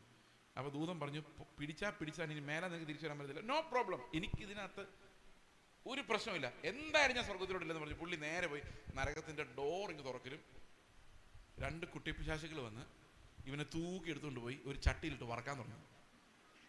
ഇവനകത്തും നോക്കിയപ്പോൾ അവിടെ കോണ്ടിനെന്റലും ഇല്ല, ചൈനീസും ഇല്ല, ഡാൻസും ഇല്ല, മൂവിയും ഇല്ല, ഒന്നുമില്ല. കുറെ തീയും പുകയും ആവിയും കുറെ പുഴുക്കളും ഇഴജന്തുക്കളും മാത്രമേ ഉള്ളൂ. ഇവൻ അവിടെ കിടന്ന് അലറി വിളിച്ചു, അയ്യോ നിങ്ങൾ എന്നെ പറ്റിച്ചു, ഞാൻ കണ്ട നരകം ഇതല്ല, ഇത് നിങ്ങൾ എന്നെ പറ്റിക്കുവാണ്, ഇത് ചീറ്റിംഗ് ആണ് എന്ന് പറഞ്ഞു. അത് ചീറ്റിംഗ് അല്ല, അതാണ് ഞങ്ങളുടെ പരസ്യം. നരകത്തിന്റെ അഡ്വർടൈസ്മെന്റ് കണ്ടാണ് നീ വന്നത്. കാരണം നീ മോഹിച്ചതിന്റെ എല്ലാം പുറകില് ഇങ്ങനൊരു പൈശാചികമായൊരു സാധനം ഉണ്ടായിരുന്നു. നമ്മൾ എൻജോയ്മെന്റ് എന്ന് കാണുന്നതിനകത്തെല്ലാം ഈ മരണത്തിന്റെ ഒരു നിഴലുണ്ട്. നമ്മളെ ആകർഷിക്കാൻ വേണ്ടി സാത്താൻ വെച്ചിരിക്കുന്നത് ഈ എൻജോയ്മെന്റുകളാണ്, രസം. നിങ്ങളൊന്ന് ആലോചിക്കുക, നമ്മുടെ ജീവിതത്തെ മുഴുവൻ കൺട്രോൾ ചെയ്യുന്ന ഈ രസമാണ്. അതാ ഈ പാപത്തിന്റെ വേരെന്ന് പറയുന്നത്. ഈ പാപത്തിന്റെ വേര് എന്ന് പറയുന്നത് തന്നെ രസമാണ്. നിങ്ങൾക്ക് ഒരാളുടെ വർത്താനം പറഞ്ഞെങ്കിൽ എന്ത് വേണം? രസം ഉണ്ടാവണം. രസമില്ലെങ്കിൽ നമ്മൾ നിർത്തിയിട്ട് പോകും. ആണ്ട് വർത്താനം പറഞ്ഞ രസമില്ല ബ്രദർ എന്ന് പറയും. കല്യാണം എങ്ങനെ ഡൈവോഴ്സ് ആവുന്നേ? ഞാനൊരു രഹസ്യം നിങ്ങളോട് പറയാം, മൈക്കിലൂടെ തന്നെ ഇരിക്കട്ടെ. 100 കല്യാണങ്ങൾ ഡൈവോഴ്സ് ആവുന്നുണ്ടെങ്കിൽ അതിൽ 65 എണ്ണവും ഇപ്പൊ സ്ത്രീകൾ ഡിമാൻഡ് ചെയ്തിട്ട് ഡൈവോഴ്സ് ആവുന്നു. പണ്ടൊക്കെ പുരുഷന്മാരാ എനിക്ക് കല്യാണം വേണ്ട, അവളെ വേണ്ടെന്ന് പറഞ്ഞ് വേറൊരുത്തിയുടെ പുറകെ പോകുന്നത്. ഇന്ന് അങ്ങനെയല്ല, ഇന്ന് സ്ത്രീകളാണ് മുങ്ങുന്നത്. ശ്രദ്ധിച്ചിട്ടുണ്ടോ അത്? ഇന്ന് ഡൈവോഴ്സ് നടക്കുന്ന 165% സ്ത്രീകളാണ് മടുക്കുന്നത്. ഞങ്ങൾക്ക് വേണ്ട, രസമില്ല ലൈഫിൽ. എന്തില്ല? രസമില്ല. രസമില്ലെങ്കിൽ ഞങ്ങളില്ല. എൻജോയ്മെന്റ് ഇല്ല, എന്റർടൈൻമെന്റ് ഇല്ല, കംഫേർട്ട് ഇല്ല. ഞാൻ പോകുവാണ്, ടാറ്റ ബൈ ബൈ. അപ്പോൾ ഒരു നിമിഷം ആലോചിച്ച് നോക്കിയേ, ഒരാളെ ഇട്ടിട്ട് പോകുമ്പോൾ ആ മനുഷ്യനോടൊരു സ്നേഹം. ക്രിസ്തു ഉള്ളിലുണ്ടെങ്കിലല്ലേ സ്നേഹം വരൂ. ക്രിസ്തു ഇല്ലാത്തവരെല്ലാം ജീവിക്കുന്നത് രസത്തിന് വേണ്ടി മാത്രം, സ്നേഹത്തിന് വേണ്ടി അല്ല. സ്നേഹത്തിന് വേണ്ടി ജീവിച്ചു നോക്കിയേ. നിങ്ങളുടെ ഭർത്താവ് എത്ര മോശമായാലും, ഭാര്യ എത്ര മോശമായാലും, ആ ആളോട് നമ്മുടെ ഉള്ളിൽ ഒരു ആർദ്ര ഹൃദയം ഉണ്ടായി കഴിഞ്ഞാൽ ഇട്ടിട്ട് പോകാൻ പറ്റുമോ? ഞങ്ങളുടെ സഭയിലെ കൂട്ടായ്മയിൽ ഒരു സഹോദരി ഒരു ദിവസം എന്നെ ഫോൺ ചെയ്തിട്ട് പറഞ്ഞു, എൻ്റെ ജീവിതത്തിൽ ഭയങ്കര കഷ്ടതയാണ്, എൻ്റെ ഭർത്താവ് എന്നെ ഉപദ്രവിക്കും, ചവിട്ടും തുപ്പും, എനിക്ക് ഒട്ടും സഹിക്കാൻ പറ്റത്തില്ല, ശാരീരിക ആക്രമണമാണ്, ഏത് സമയത്ത് ഞാൻ മരിച്ചു പോകാം. അപ്പം ഞാൻ പറഞ്ഞു, ഒരു കാര്യം ചെയ്ത് സെപ്പറേറ്റ് ആയിട്ട് താമസിക്കുക, ഡൈവോഴ്സ് ചെയ്യരുത്, പെട്ടെന്ന് നിങ്ങൾ രക്ഷപ്പെട്ടോ, എന്നിട്ട് എൽഡർമാരോട് പോയി സംസാരിക്കുക, അയാളോട് സംസാരിക്കാൻ പറ, കൗൺസിലിങ്ങിന് പോ, എത്രയും പെട്ടെന്ന് അങ്ങനെ മുമ്പോട്ട് പോകാൻ പറഞ്ഞു. അങ്ങനെ എനിക്ക് അഡ്വൈസ് ചെയ്യാൻ പറ്റുള്ളൂ, നിങ്ങൾ ചാവാൻ എനിക്ക് അഡ്വൈസ് ചെയ്യാൻ പറ്റില്ല, അത് അവർ തീരുമാനിക്കും. പിറ്റേ ദിവസം ഞാൻ വിളിച്ചു, എന്തുണ്ട്, എങ്ങനെയുണ്ട് കാര്യങ്ങൾ എന്ന് ചോദിച്ചു. അവനോട് പറയുക, ഞാൻ പോകുന്നില്ല പാസ്റ്റർ. ഞാൻ എന്താ, കർത്താവ് എനിക്ക് തന്ന ആളല്ലേ, ഇട്ടിട്ട് പോകുമ്പോൾ അത് സ്നേഹമില്ലായ്മയല്ലേ, എനിക്ക് അയാളോട് ഭയങ്കര സ്നേഹം തോന്നുന്നു, ഇരിക്കും തോന്നുന്നു. ഞാൻ പറഞ്ഞു, ഓക്കെ ഫൈൻ. എൻ്റെ ഉപദേശം അവർക്ക് ആവശ്യമില്ല. കാരണം എന്താ, അവർ ക്രിസ്തു ഡയറക്റ്റാണ്, എനിക്ക് അത്രയും വിവരമായിട്ടില്ല. സ്നേഹം ഉണ്ടെങ്കിൽ അതൊരു അൺകണ്ടീഷണൽ സാധനമാണ്. അതൊരാളോട് തോന്നുന്നത് കണ്ടീഷനായിട്ടല്ല, എന്നെ സ്നേഹിച്ചാൽ തിരിച്ച് സ്നേഹിക്കാമെന്നല്ല. അപ്പോൾ ക്രിസ്തു നമ്മുടെ ഉള്ളിൽ വരുമ്പോൾ രസത്തിലൂന്നിയുള്ള ലൈഫ് ഒടിഞ്ഞു പോവുകയും പൊട്ടിപ്പോവുകയും സ്നേഹത്തിൽ വേരൂന്നുന്ന ഒരു ജീവിതം ഉണ്ടായി വരികയും ചെയ്യും. ഇതിനെയാണ് നമ്മൾ സാങ്ക്ടിഫിക്കേഷൻ എന്ന് പറയുന്നത്. അപ്പോൾ നമുക്ക് ആരെ ഉപേക്ഷിക്കാൻ പറ്റത്തില്ല, ആരെ ശത്രുവായിട്ട് കാണാൻ പറ്റത്തില്ല, ആരെ വേണ്ടാന്ന് വെക്കാൻ പറ്റത്തില്ല. കാരണം ക്രിസ്തുവിൻ്റെ സ്നേഹം നമ്മളെ നിർബന്ധിച്ചുകൊണ്ടേയിരിക്കും. മനസ്സിലായോ? അപ്പോൾ ക്രിസ്തുവിൻ്റെ ലൈഫ് എന്ന് പറയുന്നത് സ്നേഹത്തിൽ ബേസ്ഡും മനുഷ്യന്റെ ലൈഫ് എന്ന് പറയുന്നത് രസത്തിൽ ബേസ്ഡുമാണ്. നിങ്ങൾ കൂട്ടുകാരെ ഉണ്ടാക്കുന്നത് ആരെയാണ്? ഏറ്റവും സംസാരിക്കാൻ, ആരോട് സംസാരിക്കുമ്പോഴാണോ എനിക്ക് രസം ഉണ്ടാകുന്നത്, അയാളായിട്ട് സംസാരിക്കാൻ നമുക്ക് ഇഷ്ടമുള്ളൂ. അല്ലാത്തൊരു ഫോൺ ചെയ്താൽ നമ്മൾ എടുക്കുന്നത്. അപ്പോൾ അയാൾ കോൾ ചെയ്ത് മടുപ്പിക്കും ബ്രദറെ എന്ന് പറയും. സ്നേഹമുണ്ടോ? അപ്പൊ മാനുഷികമായിട്ട് നോക്കിയാൽ നമ്മളെല്ലാം രസത്തിൽ ജീവിക്കുന്നവരാണ്. ഇതിൽ നിന്ന് രക്ഷപ്പെടണമെങ്കിൽ ക്രിസ്തു നമ്മുടെ ഹൃദയത്തിൽ വരണം. അതൊരു പുതിയ ലൈഫാണ്. അതൊരു കാറ്റ് പോലുള്ള ആത്മസ്വഭാവമുള്ളൊരു ജീവിതത്തിലൂടെ മാത്രമേ നമുക്ക് ഇതിൽ നിന്ന് രക്ഷപ്പെടാൻ പറ്റുള്ളൂ. ഓക്കെ, ഇനി നമുക്ക് എന്താണ് ഈ വിശ്വാസം, നമ്മളെ രക്ഷിക്കുന്ന വിശ്വാസം എന്താ നമുക്കൊന്ന് പരിശോധിക്കാം. അതായിരിക്കും ഇന്നത്തെ നമ്മുടെ പ്രധാന ചിന്താവിഷയം. നിങ്ങൾ മറന്നു പോരുത് കേട്ടോ, ദയവായിട്ട് നിങ്ങൾ ഓർത്തിരിക്കണം. ഞാൻ ഇന്നലെ പ്രസംഗിച്ച എല്ലാം ഓർക്കാൻ ഞാനൊരു എളുപ്പ വഴി പറയാം. ഓക്കെ, പറയാം. നിങ്ങൾ അനുസരിക്കുമെങ്കിൽ ഇന്നോടുകൂടി നിങ്ങൾ ഒരിക്കലും മറക്കാത്തതുപോലെ ഇത് പഠിക്കും. താല്പര്യമുണ്ടോ? റോമാലേഖനം 3-ാം അധ്യായം വായിച്ചാൽ മതി. ഇന്ന് തന്നെ വായിക്കണം. ഇന്നലെ കേട്ടവരാണെങ്കിൽ 3-ാം അധ്യായം വായിച്ചു കഴിയുമ്പം ഞാൻ പറഞ്ഞ ഓരോ കാര്യങ്ങൾ ഓർമ്മ വരും. പിന്നെ എപ്പം 3-ാം അധ്യായം വായിച്ചാലും അത് മനസ്സിൽ വരും. കാരണം വചനം അങ്ങനെയാണ്. എന്നാൽ ഇന്ന് നിങ്ങൾ വായിച്ചില്ലെങ്കിൽ, ഒരാഴ്ച കഴിഞ്ഞാൽ വായിക്കുന്നെങ്കിൽ 3-ാം അധ്യായം വായിക്കുമ്പോൾ ഇതൊന്നും ഓർമ്മ വരില്ല. ഒന്ന് ട്രൈ ചെയ്ത് നോക്കാം. ഇന്ന് വൈകിട്ട് എല്ലാവരും റോമാലേഖനം 3-ാം അധ്യായം ഒന്ന് വായിക്കാം. ഓക്കെ, ഇനി 4-ാം അധ്യായത്തിലെ 1-2 വാക്യങ്ങൾ മാത്രം ഞാൻ എടുക്കാൻ പോവാണ്. ഓക്കെ, ഈ വിശ്വാസത്താൽ എങ്ങനെയാണ് ഒരു മനുഷ്യൻ രക്ഷപ്പെടുന്നതെന്ന് കാണിക്കാൻ വേണ്ടിയാണ്. റോമാലേഖനം 4-ാം അധ്യായത്തിന്റെ 1 മുതൽ 5 വരെയുള്ള വാക്യങ്ങൾ വായിക്കാം. എന്നാൽ നമ്മുടെ പൂർവ്വപിതാവായ അബ്രഹാം ജഡപ്രകാരം എന്തു പ്രാപിച്ചു എന്ന് പറയേണ്ടു. അബ്രഹാം പ്രവൃത്തിയാൽ നീതീകരിക്കപ്പെട്ടുവെങ്കിൽ അവന് പ്രശംസിപ്പാൻ സംഗതിയുണ്ട്. അപ്പം നമ്മൾ ഇന്നലെ കണ്ടത് എന്താണ്? പ്രശംസ എവിടെ? അത് പോയി 27-ാം വാക്യം 3:27 എന്താ പറയുന്നത്? പ്രശംസ എടുത്തു കളഞ്ഞു. പക്ഷെ ഇവിടെ പറയാണ് അബ്രഹാം പ്രവൃത്തികളാലാണ് നീതീകരിക്കപ്പെട്ടതെങ്കിൽ അവൻ എന്ത് ഉണ്ട്? പ്രശംസയുണ്ട്. പ്രശംസ പോയിട്ടില്ല. അപ്പൊ അങ്ങനെ പറയുകയാണെങ്കിൽ നമ്മൾ ഏതെങ്കിലും പ്രവൃത്തി ചെയ്താൽ നീതീകരിക്കപ്പെട്ടതെങ്കിൽ നമുക്ക് എന്തുണ്ട്? ദൈവത്തിന്റെ സന്നിധിയിൽ പ്രശംസയുണ്ട്. അപ്പൊ രക്ഷ പ്രശംസ ഇല്ലാതെയാണ് തരുന്നത്. പ്രശംസ പോയി എന്നല്ല പറഞ്ഞേക്കുന്നേ. ദൈവത്തിന് മാത്രം മഹത്വം. അതാണ് രക്ഷയുടെ പ്രത്യേകത. അപ്പൊ മനുഷ്യന്റെ പ്രശംസ അവശേഷിക്കുന്നുണ്ടെങ്കിൽ ഇത് രക്ഷയല്ല. കാരണം എന്താണ്? അത് മനുഷ്യന്റെ രാജ്യമാണ്. മനസ്സിലായോ? അപ്പൊ എബ്രഹാം പ്രവൃത്തിയാൽ നീതീകരിക്കപ്പെട്ടുവെങ്കിൽ എബ്രഹാമിന് എന്തുണ്ട്? ദൈവത്തിന്റെ സന്നിധിയിൽ, ദൈവത്തിന്റെ സന്നിധിയിൽ അവന് പ്രശംസിക്കാൻ സംഗതിയുണ്ട്. ദൈവത്തിന്റെ സന്നിധിയിൽ ഇല്ലാതാനും. കാരണം എന്താ? ഇതൊന്നും ദൈവത്തിന്റെ സന്നിധിയിൽ അക്കൗണ്ട് ആവുന്നില്ല. നമ്മൾ ഇവിടെ പ്രശംസിക്കുന്ന ഒരു കാര്യവും ദൈവത്തിന്റെ സന്നിധിയിൽ അപ്ലൈ ആകുന്നില്ല. കഴിഞ്ഞ ദിവസം ചർച്ച് ഓഫ് ഗോഡിലാണോ IPCയിലാണോ അറിയില്ല, വളരെ സീനിയർ ആയിട്ടുള്ള പാസ്റ്ററെ വേറൊരാൾ മെമൻറ്റോ കൊടുത്ത് ആദരിക്കുന്നു. ആ പുള്ളി ഞെട്ടിപ്പോയി. മെമൻറ്റോ എനിക്കോ? അവസാനം പുള്ളി മെമൻറ്റോ വാങ്ങിച്ചിട്ട് ഒരൊറ്റ കരച്ചിലായിരുന്നു. പുള്ളി പറഞ്ഞു, എനിക്കിത് വാങ്ങിക്കാനൊരു അർഹതയുമില്ല, ഒരു പ്രശംസയുമില്ല. എനിക്ക് സങ്കടം തോന്നിപ്പോയി. പാവം, ഇവർ ആൾക്കാരെ കുഴിച്ചടിക്കാൻ വേണ്ടിയിട്ട് മെമൻറ്റോ ഉണ്ടാക്കിക്കൊണ്ട് ചെല്ലുക. അയാൾ കുഴിയിൽ നിന്ന് രക്ഷപ്പെട്ടു, കാരണം അയാൾ കരഞ്ഞതുകൊണ്ട്. കാരണം അത് കണ്ടപ്പോൾ അയാൾക്ക് കരച്ചിലാണ് വന്നത്. പാവം. ഇവിടെ പ്രശംസ കിട്ടിയാൽ അതിനർത്ഥം അത് നമ്മുടെ ജഡത്തിന്റെ പണിയാണ്. അല്ലെ, നിങ്ങൾ എന്നെ എന്തിനാ പുകഴ്ത്തുന്നേ? എന്നെ ആരെയെങ്കിലും നിങ്ങൾ പുകഴ്ത്തുന്നുണ്ടെങ്കിൽ എൻ്റെ ജഡത്തിൽ എന്താ നന്മ കണ്ടിട്ട്? ആത്മാവിലെ നന്മ കാണുന്നെങ്കിൽ ദൈവത്തെ അല്ലേ പുകഴ്ത്തുള്ളൂ? അപ്പൊ ഇവിടെ പ്രശംസ അവശേഷിപ്പിക്കാതെയാണ് ദൈവം നമ്മളെ രക്ഷിക്കുന്നത്. എന്നാൽ വിശ്വാസത്തിൽ അനേകം മാതൃകകൾ നമുക്കുണ്ട്, അതില്ലെന്നില്ല. നമ്മളെല്ലാം വിശ്വാസത്തിൽ മറ്റൊരാൾക്ക് നമുക്കും മുമ്പിൽ മാതൃകയായി നടന്നവരുണ്ട്. ഇപ്പൊ ഞങ്ങളുടെ കൂട്ടായ്മയിൽ അനേകം ആൾക്കാർ എനിക്ക് മാതൃകയാണ്. എന്നെ ഉപദേശിക്കാൻ കപ്പാസിറ്റി ഒത്തിരി പേര് ഞങ്ങളുടെ ചുറ്റുമുണ്ട്. അവരുടെ ഉപദേശം ഞാൻ കേൾക്കാറുണ്ട്. As a child I listen to them. കാരണം ലോകത്തിൽ എല്ലായിടത്തും അപ്പനേക്കാൾ മിടുക്കരായി മക്കൾ വളരണമെന്നാണ് അപ്പൻ്റെ ആഗ്രഹം. വിശ്വാസ ലോകത്തിൽ ഒഴിച്ച്. വിശ്വാസ ലോകത്തിലൊരു പാസ്റ്റർ ഇരിക്കെ ആ പാസ്റ്ററുടെ മുകളിൽ വേറെ ആരും വരാതെ അയാളിൽ നിന്ന് ഒരു അരയടി താഴെ നിൽക്കുക. എന്നാൽ സ്വന്തം മക്കളാണെങ്കിലോ, ഞാൻ 10ാം ക്ലാസ് വരെ പഠിച്ചിട്ടുള്ളൂ, അതിൻ്റെ മോനെ 9ാം ക്ലാസ് കഴിഞ്ഞ് നീ വളരാൻ ഞാൻ സമ്മതിക്കില്ല, തലയിരിക്കുമ്പോൾ മാലാടണ്ട. എങ്ങനെയുണ്ട് അപ്പൻ? എങ്ങനെയുണ്ട് അപ്പൻ? ഞാൻ പലപ്പോഴും ആലോചിച്ചിട്ടുണ്ട്, ഞങ്ങളുടെ ചർച്ചിൽ ഞാൻ പറയുന്നവരെല്ലാം സംഗതി നടന്നായിരുന്നെങ്കിൽ ഒരു വകയ്ക്കും കൊള്ളാത്തൊരു സംഭവമായിട്ട് മാറിയേനെ. കാരണം ഞാൻ വളരെ പരിമിതിയുള്ള ഒരാളാണ്. ഞാൻ മിഷനെ കുറിച്ച് പഠിപ്പിക്കാൻ അങ്ങേയറ്റം ആന്ധ്ര വരെ പോകുന്ന കാര്യം എനിക്കറിയത്തുള്ളൂ. പക്ഷെ ഞങ്ങളുടെ പിള്ളേർ നേരെ സിറിയയിലോട്ട് ഇറാഖിലോട്ടൊക്കെയാണ് പോയത്.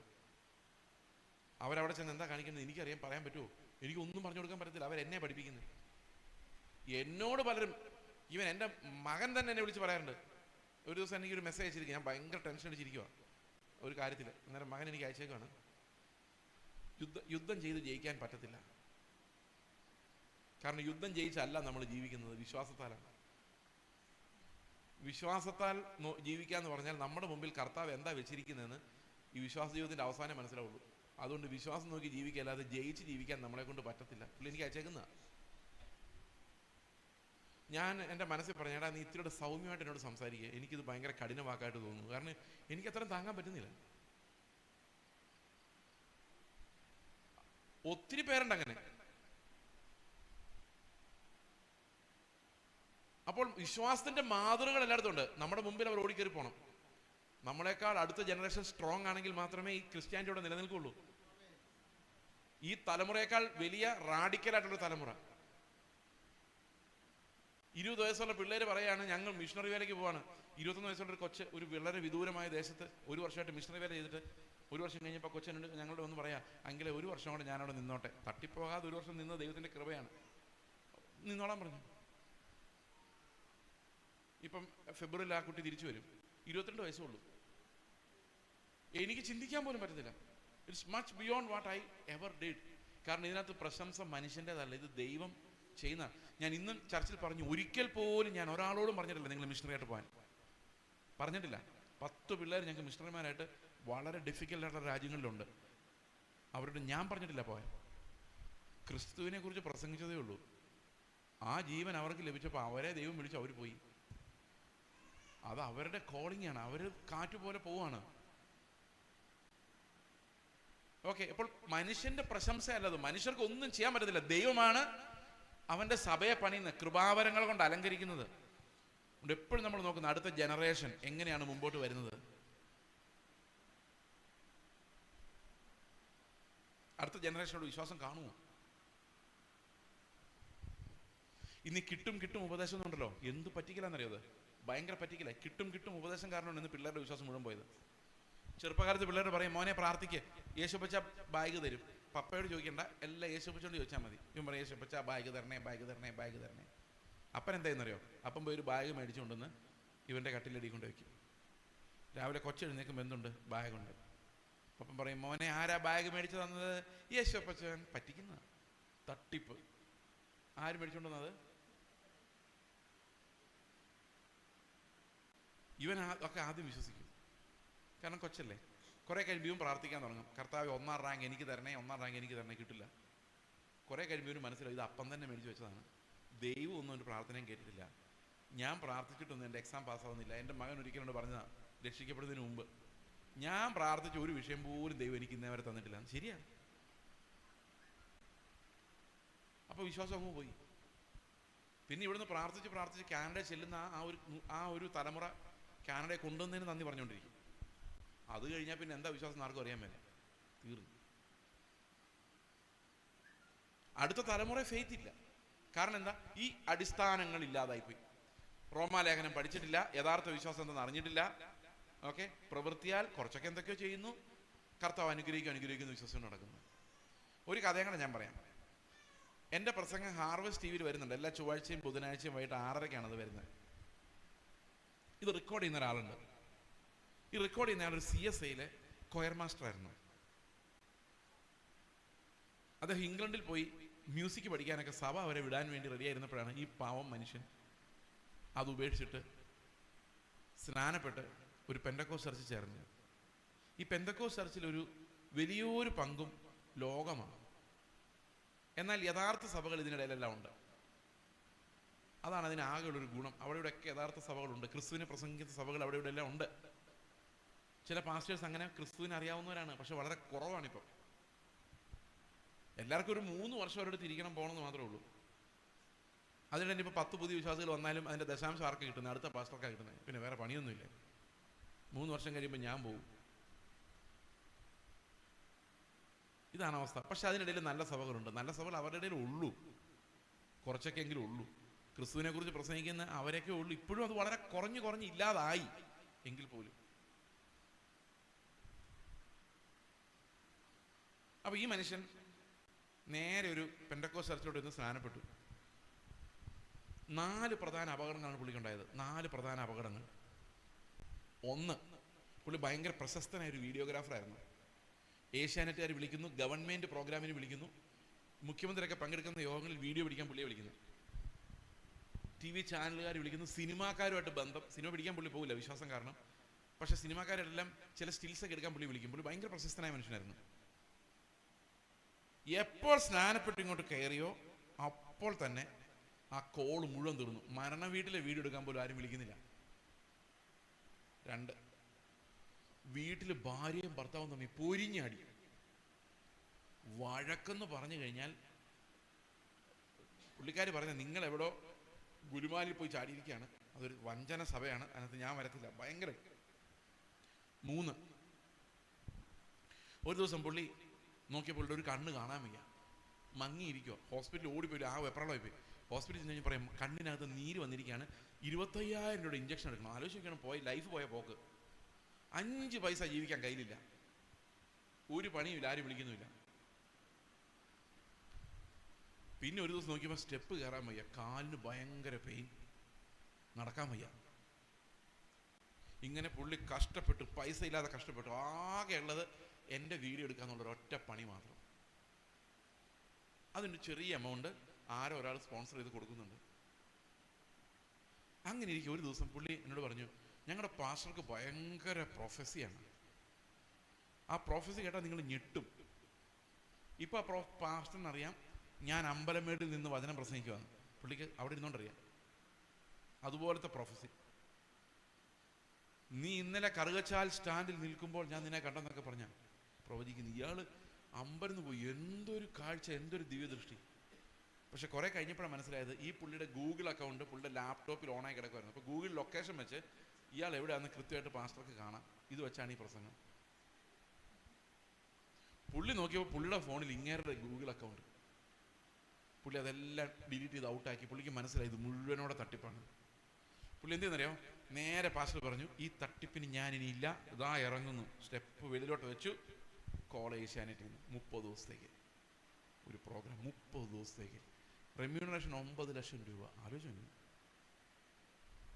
പൈസ കിട്ടുന്ന കാര്യമല്ല ഞാൻ പറഞ്ഞു. നിങ്ങൾ വിചാരിക്കും പൈസ കിട്ടുന്ന എൻ്റെ കാര്യമൊന്നും. അതല്ല എൻ്റെ കാര്യം. വീട്ടിൽ ഭയങ്കര സമാധാനം. ഭാര്യ പറഞ്ഞു നിങ്ങൾ ഇപ്പോഴാണ് നേരെയായത്. അയാളൊരു ദിവസം കാറിൽ പോകുമ്പോൾ ഫ്രണ്ടിൽ ഓട്ടോയിലെല്ലാം ചെറിയ സ്ക്രിപ്റ്റ് പുള്ളി വായിക്കുന്നു. കണ്ണ് സൗഖ്യമായി, കാലിനും പെയിനില്ല.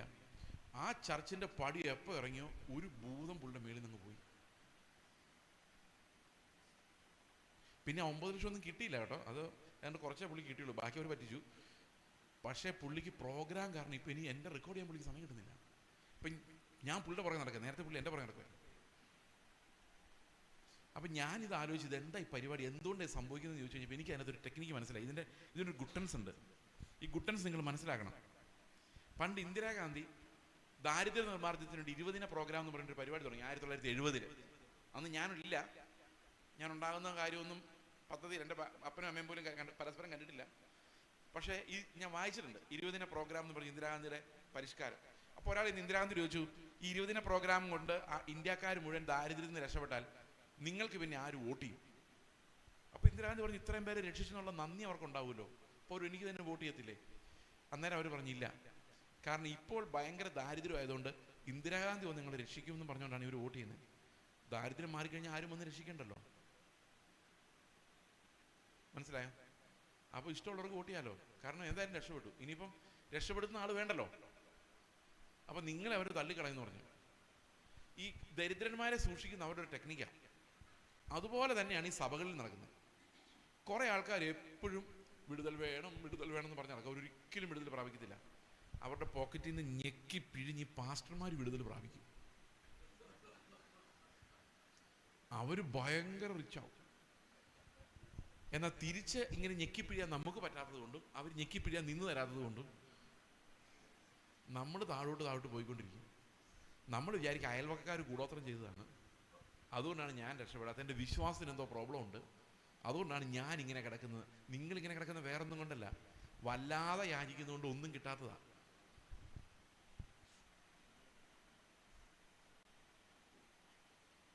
മനസ്സിലായോ? ആ ഒരു സ്പിരിച്വാലിറ്റി നിങ്ങൾ വിട്ടേ പറ്റൂ. ഏതാ? വേണം.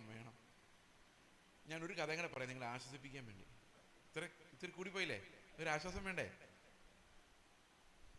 2007 എൻ്റെ ഓർമ്മ.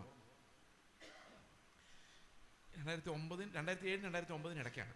കാരണം വീട് ഞാൻ ഓർക്കുക, ഞങ്ങൾ താമസിച്ചുകൊണ്ടിരുന്ന വീട്. അപ്പോൾ ഒരു ദിവസം രാവിലെ എൻ്റെ ഭാര്യ എന്നോടൊന്ന് പറഞ്ഞു, ഇന്ന് ഉച്ചയ്ക്ക് വരെയുള്ള ഫുഡ് അരിയേ ഉള്ളൂ. അപ്പോൾ ഞങ്ങളുടെ വീട്ടിൽ നിന്ന് 12 പേരെ താമസിക്കുന്നത്. അപ്പോൾ ഞാൻ എന്തൊക്കെയാ ഇല്ല? അരിയില്ല, പുള്ളിക്കാരി പറഞ്ഞു അരിയില്ല, മുളകില്ല, ഉപ്പില്ല, ബാത്തിങ് സോപ്പില്ല, പേസ്റ്റ് ഇല്ല, മുളക് പൊടിയില്ല. പിന്നെ റെന്റിന് ഇന്നലെ ഓണർ വിളിച്ചായിരുന്നു, അവർക്ക് ഈ മാസം ഇത്തിരി നേരത്തെ കൊടുക്കാമോ, ഡേറ്റ് ആയി. സാധാരണ ചോദിക്കാറില്ല, ഈ പ്രാവശ്യം പുള്ളി ചോദിക്കുകയും ചെയ്തു. അപ്പോൾ ഞാൻ കയ്യിൽ എത്ര രൂപയുണ്ട് പറഞ്ഞു. ചില്ലറ പൈസ എല്ലാം പറക്കി 40 രൂപ, അടുത്ത കടയിൽ ഇനി ബാക്കി കടം കൊടുക്കാനുണ്ട് 40 രൂപ, കൊടുക്കാൻ പൈസ ഇല്ല. ചില്ലറ എല്ലാം പറക്കി 1 രൂപ പോലും കയ്യില്ല. അപ്പോൾ ഞാൻ കർത്താവിനോട് ചോദിച്ചു, കർത്താവേ സമ്പാദ്യം വേണ്ടാന്ന് ഞാൻ നേരത്തെ പറഞ്ഞിട്ടുണ്ട്, പക്ഷെ അന്നൊന്നും ജീവിക്കാനുള്ള ആഹാരം എനിക്ക് തരണ്ടേ? ഈ 1.5 വയസ്സുള്ള കൊച്ച് അതിനെന്ത് കൊടുക്കും? കർത്താവ് ഒന്നും മിണ്ടിയില്ല. ഒരു പിറുപിറുക്ക, അതിനാണ് ഈ പിറുപിറുപ്പ് എന്ന് പറയുന്നത്. വൈകിട്ട് 8 മണിയായപ്പോൾ ഒരു കാറ് കൊണ്ട് നിർത്തി. ഒരു ഡോക്ടറാണ്, പുള്ളിയുടെ ചേട്ടൻ ഇപ്പോഴും അവിടെ അങ്കമാലിലുണ്ട്. ഇതേ കാറിൻ്റെ ഡിക്കി തുറന്ന് ഒരു 25 കിലോ അരി കൊണ്ടുവച്ചു. അപ്പോൾ ഞാൻ ഓർത്ത് സ്വാഭാവികം, 12 പിള്ളേരുള്ള വീട്ടിൽ അരി ഇരിക്കട്ടെ എന്ന് വിചാരിച്ച് സ്വാഭാവികമായിട്ടും കൊടുത്തു. പിന്നെ വന്ന കാര്യങ്ങളാണ് ഞെട്ടിപ്പിച്ച് കളഞ്ഞത്. ഒരു മെഡിമിക്സിൻ്റെ സോപ്പ് അന്ന് 2 രൂപ കണ്ട ചെറിയ പാക്കില്ലേ, ഒരു പാക്കറ്റ് ഉപ്പ് 7 രൂപ 50 പൈസ അന്നത്തെ വില. മുളക് പൊടിയല്ല, മുളക്, വറ്റൽ മുളക്, അതുപോലെ വേണേ പൊടിച്ച് തിന്നോളാൻ. പേസ്റ്റ് നമ്മൾ പ്ലാസ്റ്റിക്കിനകത്ത് വരുന്ന, പ്ലാസ്റ്റിക് ചെറിയ കവറിനകത്ത് വരുന്ന 5 രൂപയുടെ പേസ്റ്റ് ഓർമ്മയുണ്ടോ? അറിയാം, അങ്ങനത്തെ ഒരു പേസ്റ്റ്. എന്താണോ ഇല്ലാത്തത് അത് മാത്രം സിംബോളിക്, ഒന്നും ആവശ്യത്തിനില്ല, എല്ലാം സിംബോളിക്. അരി മാത്രം ആവശ്യം. പുള്ളി പോകാൻ നേരത്തെ ഒരു 3000 രൂപ എടുത്തു തന്നു. ഇതിരിക്കട്ടെ, 2850 രൂപയാണ് റെന്റ്. പുള്ളി ഇറങ്ങിപ്പോയി. ഞാൻ തലയെ കൈവച്ച് ഇങ്ങനെ ഇരിക്കുകയാണ്. ഞാൻ അത്ഭുതപ്പെടുന്ന ഉപ്പിനെ നോക്കിയിട്ടാണ്. ആരെങ്കിലും ഇങ്ങനെ 7 രൂപയുടെ ഉപ്പ് പിടിച്ചുകൊണ്ട് കൊടുക്കുക ഏതെങ്കിലും വീട്ടിൽ? ഉപ്പും മുളകും ഇല്ലാത്തത് മാത്രം, ഈ ഉള്ള ഒരു സാധനം ആകെ ഉണ്ടായിരുന്നത്, അല്ല വേണ്ടാത്തൊരു സാധനം ഉണ്ടായിരുന്നത് നമ്മുടെ തൈരുമുളക് ഉണ്ടല്ലോ, അതൊരു പാക്കറ്റാണ്. നമുക്ക് വേണ്ട, ഇല്ലെങ്കിലും കുഴപ്പമില്ല സാധനം. ഞാൻ പറഞ്ഞു, എൻ്റെ കർത്താവ് ഇത് ഭയങ്കരമായിപ്പോയി, നീ ഇങ്ങനെ ചെയ്തത്. കർത്താവ് പറഞ്ഞു, നീ എന്നോട് പിറുപിറുത്തതുകൊണ്ടാണ്. നിന്റെ അടുക്കളയിൽ എന്തെല്ലാം ഉണ്ട്, ഇല്ല, എത്ര അളവിലുണ്ടെന്ന് ഞാൻ കൃത്യമായിട്ട് അറിയുന്നുണ്ട്. അതറിയുന്ന ഒരു ദൈവത്തിൻ്റെ പിന്നാലെയാണ് നീ വന്നിരിക്കുന്നത്. അതുകൊണ്ട് നീ ഇങ്ങനെ പറഞ്ഞു ഉണർത്തിക്കേണ്ട കാര്യമില്ല. അത് ഞാൻ നിനക്ക് തന്നോളും. വേണമെങ്കിൽ നീ എൻ്റെ പണി നോക്കിക്കോ, ഞാൻ നിൻ്റെ പണി നോക്കിക്കോളാം. അതിനിടയിൽ നിൻ്റെ പണി നോക്കി നീ എൻ്റെ അടുത്ത് വരരുത്. അപ്പോൾ ദൈവം തരുമോയെന്ന് ചോദിച്ചാൽ തരും. പക്ഷെ നമ്മൾ ചോദിച്ചുകൊണ്ട് നിലവിളിച്ചുകൊണ്ട് നടക്കുന്ന അവിശ്വാസമാണ്. നമ്മൾ ചോദിക്കേണ്ടത് ക്രിസ്തുവിനെ പോലെ ജീവിക്കാൻ അവൻ്റെ ആത്മാവിനെയാണ്. അതാ ദൈവരാജ്യവും അതിൻ്റെ നീതി എന്ന് പറയുന്നത്. ആ നീതി സ്വർഗീയമാണ്. നമ്മുടെ പ്രാർത്ഥനകളിലും ആരാധനകളിലും ഹെഡായിട്ട് വരേണ്ടത് നമ്മുടെ ആവശ്യങ്ങളല്ല, ക്രിസ്തുവിൻ്റെ മഹത്വമാണ്. എത്ര പേർക്ക് മനസ്സിലായി? ഇന്ന് ഈ ലോകത്തിൽ വിശ്വാസികൾ കിടക്കുന്ന കുഴി ഏതാന്ന് നിങ്ങൾക്ക് മനസ്സിലായോ? അത് മനസ്സിലായില്ലെങ്കിൽ നിങ്ങൾക്ക് ഇത് മെസ്സേജ് മനസ്സിലാവില്ല. കാരണം പിന്നെയും പോയാൽ കുഴി ചാടും. കുഴിയാന്ന് മനസ്സിലാകുന്നില്ല.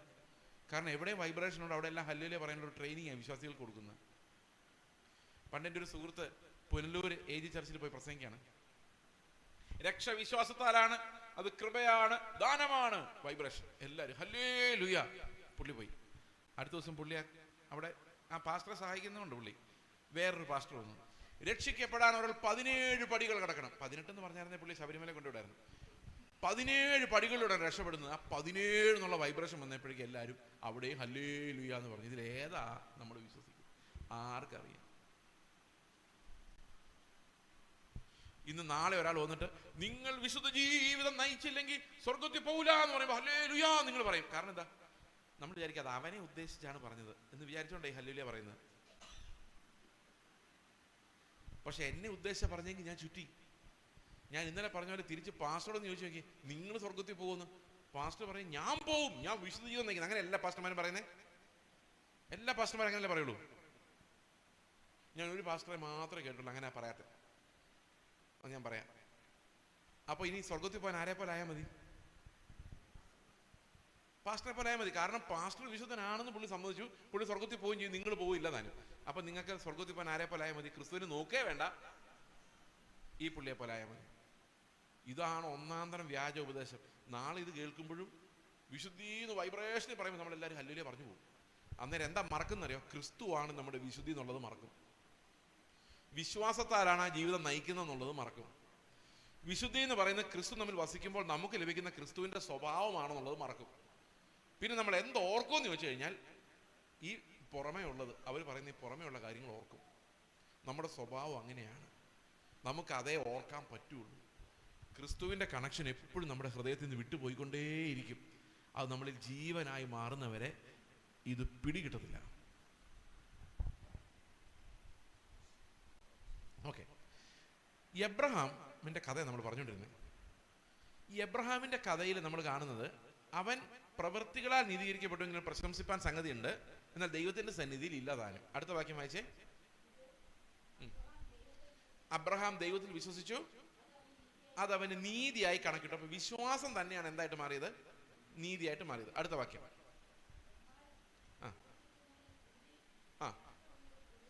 പ്രവർത്തിക്കുന്നവന് കൂലി കണക്കിടുന്ന കൃപയായിട്ടല്ല കടമായിട്ടത്രേ. ഉദാഹരണത്തിന് ഈ ഹാള് കൺവെൻഷൻ നടക്കാൻ വേണ്ടി ഒന്ന് പെയിന്റ് അടിക്കാൻ തീരുമാനിച്ചെന്ന് വിചാരിച്ചോ, അല്ലെങ്കിൽ കാർപ്പറ്റ് എന്തെങ്കിലും ഒരു പണി ചെയ്യാൻ തീരുമാനിച്ചെന്ന് വിചാരിച്ചോ, അല്ലെങ്കിൽ വീഡിയോ വർക്കോ എന്തെങ്കിലും ചെയ്യാൻ തീരുമാനിച്ചു. എന്നെ വിളിക്കുകയാണ് കൂലിക്ക്. ഞാൻ ഇവിടെ വന്ന് രാവിലെ മുതൽ വൈകിട്ട് വരെ അധ്വാനിച്ചിട്ട് സാൽമൺ ബ്രദറിൻ്റെ അടുത്ത് നിന്ന് പറയാണ്, ഞാൻ പണി തീർന്നു കേട്ടോ, ഞാൻ പോവാണ്. അപ്പോൾ സാൽമൺ ബ്രദർ എനിക്ക് 1000 രൂപ എടുത്തു തരുന്നു. എന്നിട്ട് എന്നോട് പറയാണ്, ചേസ് ബ്രദറെ ഇത് കൃപയാണെന്ന് വിചാരിച്ചാൽ മതി. ഞാൻ സമ്മതിക്കുമോ? ഞാൻ സമ്മതിക്കില്ല. കാരണം എന്താ?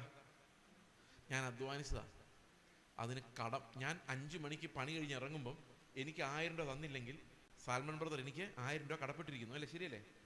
അല്ലേ? നമ്മൾ ദൈവത്തോട് പലപ്പോഴും പറയല്ലേ, ഞങ്ങൾ എന്തുമാത്രം നിനക്ക് വേണ്ടി ട്രാക്റ്റും ചുമന്നുകൊണ്ട് സുവിശേഷ വേല ചെയ്താണ്, നീ എങ്ങൾക്ക് കടപ്പെട്ടിരിക്കുവാണ്. കടം വീട്ട്, അവൻ ആർക്കും കടക്കാരനല്ല എന്ന് പറഞ്ഞാൽ ഞാൻ ചെയ്തതിനെല്ലാം ദൈവം എനിക്ക് പൈസ തരണം. ഇപ്പൊ പ്രവൃത്തിക്ക് പ്രതിഫലമായി വരുന്നതൊന്നും കൃപയല്ല, പിന്നെന്താണ്? ആള് കടം വീട്ടുന്നതാണ്. ഇനി അടുത്ത വാക്യം വായിച്ചു നോക്കിയേ. പ്രവർത്തിക്കാത്തവനെങ്കിലും അഭക്തനെ നീതീകരിക്കുന്നവനിൽ വിശ്വസിക്കുന്നവനോ അവന്റെ വിശ്വാസം നീതിയായി കണക്കിടുന്നു. അപ്പൊ ശരിക്കും എങ്ങനെ വിശ്വസിക്കണം? ദൈവത്തിൽ പ്രവൃത്തി കൂടാതെ വിശ്വസിക്കണം. അത് മനുഷ്യനെ കൊണ്ട് സാധിക്കില്ല. കാരണം മനുഷ്യൻ ദൈവത്തോട് പറയുന്നത് അങ്ങനെ ഫ്രീ ആയിട്ട് ഞങ്ങളെ രക്ഷിക്കേണ്ട, ഞങ്ങളും കൂടെ ഒന്ന് കോൺട്രിബ്യൂട്ട് ചെയ്ത് നമുക്ക് ഒന്നിച്ച് സഹകരിച്ച് മുമ്പോട്ട് പോകാം. നീ കൽപ്പനകൾ പറയുന്നു, ഞങ്ങൾ അനുസരിക്കുന്നു. നീ ഞങ്ങൾക്കായി മരിക്കുന്നു, ഞങ്ങളത് വിശ്വസിക്കുന്നു, ട്രാക്ട് അടിച്ചു കൊടുക്കുന്നു. അങ്ങനെ ഒരു സഹകരണ സംഘമായിട്ട് മുമ്പോട്ട് പോയി അങ്ങനെ മതി, ഞങ്ങൾ അഭിമാനികളാണ്, നീ സൗജന്യമായിട്ട് തരുന്നൊന്നും ഞങ്ങൾ വാങ്ങിക്കുന്നില്ല. പക്ഷെ അങ്ങനെ പറയുന്നവനെല്ലാം ദൈവത്തിൽ നിന്ന് എന്താ ചോദിക്കുന്നത്? പ്രവൃത്തിക്ക് പ്രതിഫലം ചോദിക്കുന്നത്, കൃപയല്ല ചോദിക്കുന്നത്. ഇനി കൃപ ചോദിക്കുന്ന ആൾ എന്താ പറയുന്നറിയോ? കൃപ ചോദിക്കുന്ന ആൾ പറയുന്നത് എങ്ങനെയാണ്? അയ്യോ ഞാൻ അരിഷ്ട മനുഷ്യൻ. നിനക്ക് ഏതെങ്കിലും ഒരു മനുഷ്യനെ, എന്നെ രക്ഷിക്കാൻ സാധിക്കണമെങ്കിൽ ഒരു വകയും കൊള്ളാത്ത ആൾക്കാരെ രക്ഷിക്കാൻ നിനക്കൊരു പദ്ധതി വേണം. ഞാൻ അതുപോലത്തെ ഒരുത്തനാണ്. എനിക്കൊന്നും പുകഴാനില്ല, പ്രശംസ കട്ടാണ്. അതുകൊണ്ട് ഞാൻ അഭക്തനും കൊള്ളരുതാത്തവനുമാണ്. കർത്താവ്, അങ്ങനെ നിനക്ക് എന്നെ നീതീകരിക്കാൻ പറ്റുമോ? നീതിമാനാക്കി മാറ്റാൻ പറ്റുമോ? അങ്ങനെ പറ്റുമെന്നുള്ള വിശ്വാസമാണ് എന്നെ നീതീകരിക്കുന്നത്. അതായത് എന്നിലൊരു പ്രശംസയും ഇല്ലാത്ത വിശ്വാസം, ഞാൻ ഒന്നും ചെയ്തിട്ടില്ല എന്നുള്ള ആ സമ്മതം. I haven't done anything. കർത്താവ് എല്ലാം നിന്റെ കൃപയാണ്. അങ്ങനെ പറയുന്നവൻ മാത്രമേ രക്ഷപ്പെടുന്നുള്ളൂ. മനസ്സിലായ? അത്രയും വിശ്വസിക്കാൻ പറ്റുന്നില്ലേ? അടുത്തത് 17-ാം വാക്യം. എബ്രഹാം എങ്ങനെയാണ് ഈ വിശ്വാസത്താൽ രക്ഷപ്പെട്ടത്? മരിച്ചവരെ ജീവിപ്പിക്കുകയും ഇല്ലാത്തതിന് ഉള്ളതുപോലെ വിളിച്ചു വരുത്തുകയും ചെയ്തവനായി താൻ വിശ്വസിച്ച ദൈവത്തിൽ. അപ്പം എബ്രഹാം എന്താ വിശ്വസിച്ചത്? രണ്ട് കാര്യങ്ങളാണ്. മരിച്ചവരെ ഉയർപ്പിക്കുകയും ഇല്ലാത്തതിനെ ഉള്ളതുപോലെ വിളിച്ചു വരുത്തുകയും ചെയ്യുന്നവൻ. ഇത്രയും വിശ്വസിച്ചപ്പോഴേക്കും എബ്രഹാം ആരായി മാറി? നീതിമാനായി മാറി. അവൻ ദൈവത്തിൽ വിശ്വസിച്ചത് അവന് നീതിയായി കണക്കിട്ടു. അതെങ്ങനെ സംഭവിച്ചു? എബ്രഹാം ആദ്യം വളരെ ബലഹീനനായ ഒരു മനുഷ്യനായിരുന്നു. എബ്രഹാമും ഭാര്യയായിട്ട് പോകുമ്പോൾ അബിമേലെക്ക് എബ്രഹാമിന്റെ ഭാര്യയെ തട്ടിക്കൊണ്ടു പോകുന്ന ഒരു പേടി ഉണ്ടായപ്പോൾ എബ്രഹാം എന്താ പറഞ്ഞെന്നറിയാവോ? ഭാര്യയോട് എന്താ പറഞ്ഞേ? സഹോദരിയാന്ന് പറയണം. എന്തുകൊണ്ടാ? അപ്പൊ എബ്രഹാം ശരിക്കും സാറയുടെ എന്താ പറഞ്ഞെന്നറിയോ? നിന്നെ എന്തായാലും അവർ കൊണ്ടുപോകും, നീ സഹോദരനാ ഞാൻ എന്ന് പറയാൻ എനിക്കെങ്കിലും എൻ്റെ തടി രക്ഷിക്കാം. ഭർത്താവ് എന്ന് പറഞ്ഞ് എന്നെ കൊന്നിട്ട് കൊണ്ടുപോകും, സഹോദരി എന്ന് പറഞ്ഞ് എന്നെ കൊല്ലാതെ കൊണ്ടുപോകും. അപ്പൊ നീ പോകുന്ന വഴിക്ക് എന്നെ രക്ഷിച്ചിട്ട് പോകണം. ഏതെങ്കിലും ഭർത്താവ് അങ്ങനെ പറഞ്ഞാൽ ഭാര്യമാർ സമ്മതിക്കുമോ? എന്നൊരു ആലോചിച്ച് നോക്കി. അപ്പൊ എബ്രഹാം ഭാര്യയെ രക്ഷിക്കാനല്ല ശ്രമിക്കുന്നത്, സ്വന്തം തടി രക്ഷിക്കാനാണ് ശ്രമിക്കുന്നത്. അതാണ് എബ്രഹാമിന്റെ കപ്പാസിറ്റി. അത്രേ പറ്റൂ. ഇനി എബ്രഹാമിനോട് ദൈവം പറഞ്ഞു നിന്റെ സന്തതി ആകാശ നക്ഷത്രങ്ങൾ പോലെ ആകും. വിശ്വസിച്ചില്ല. വിശ്വസിച്ചും തോന്നി, വിശ്വാസം ഉള്ളിൽ ഉണ്ടായി. പക്ഷെ പിന്നെയും ആൾക്കാർ വിചാരിക്കുക വിശ്വാസം മാത്രം മതിയോ ബ്രദറെ, കുറച്ച് പ്രവൃത്തി കൂടെ വേണ്ടേ? ഹാഗാർ പറഞ്ഞു ചുമ്മാ വിശ്വസിച്ചുകൊണ്ടിരുന്നിട്ട് കാര്യമൊന്നുമില്ല, കുറച്ചങ്ങ് പ്രവർത്തിക്കണം. എന്ത് ചെയ്യണം? ഞാൻ ഹാഗാറിനെ നിന്റെ അടുത്തേക്ക് വിട്ടേക്കാം. സാറാ പറയാം ഓക്കെ, എന്നാ പിന്നെ ആയിക്കോട്ടെ. വിശ്വാസം പ്ലസ് പ്രവൃത്തി. വിശ്വാസം ദൈവത്തിന് തന്നത്, പ്രവൃത്തി ഞാൻ ഉണ്ടാക്കിയത്. അവസാനം ആരാ ഉണ്ടായത്? ഇസ്മായേൽ. ആ പ്രതിസന്ധി ഇന്നേ വരെ ലോകത്തിൽ നിന്ന് മാറിയിട്ടില്ല. ഇപ്പോഴും ആ പ്രതിസന്ധി അങ്ങനെ കിടക്കുക. ഇസ്മായേൽ അന്നുണ്ടായ പ്രതിസന്ധി മാറിയിട്ടില്ല. മനുഷ്യൻ രക്ഷയോട് വാഗ്ദത്തങ്ങളോട് സ്വന്തം പ്രവൃത്തികൾ ആഡ് ചെയ്തപ്പോൾ വന്ന സംഭവമാണ്. എന്നാൽ അവസാനം കർത്താവ് കൊണ്ട് പറയാണ്, ഇന്ന് ഈ പ്രവൃത്തി എന്ന് പറഞ്ഞുകൊണ്ട് ഉണ്ടാക്കുന്ന മുഴുവൻ ഇസ്മായിലുകളാണ്. എല്ലാം ശല്യമാണ്, എല്ലാ പ്രസ്ഥാനങ്ങള്, ഇലക്ഷനായി, അടിയായി, പിടിയായി, ഇതെല്ലാം മനുഷ്യൻ ദൈവത്തിന് വേണ്ടി വൈബ്രേഷനോട് പ്രവർത്തിച്ചതാണ്. എല്ലാം പൊട്ടി.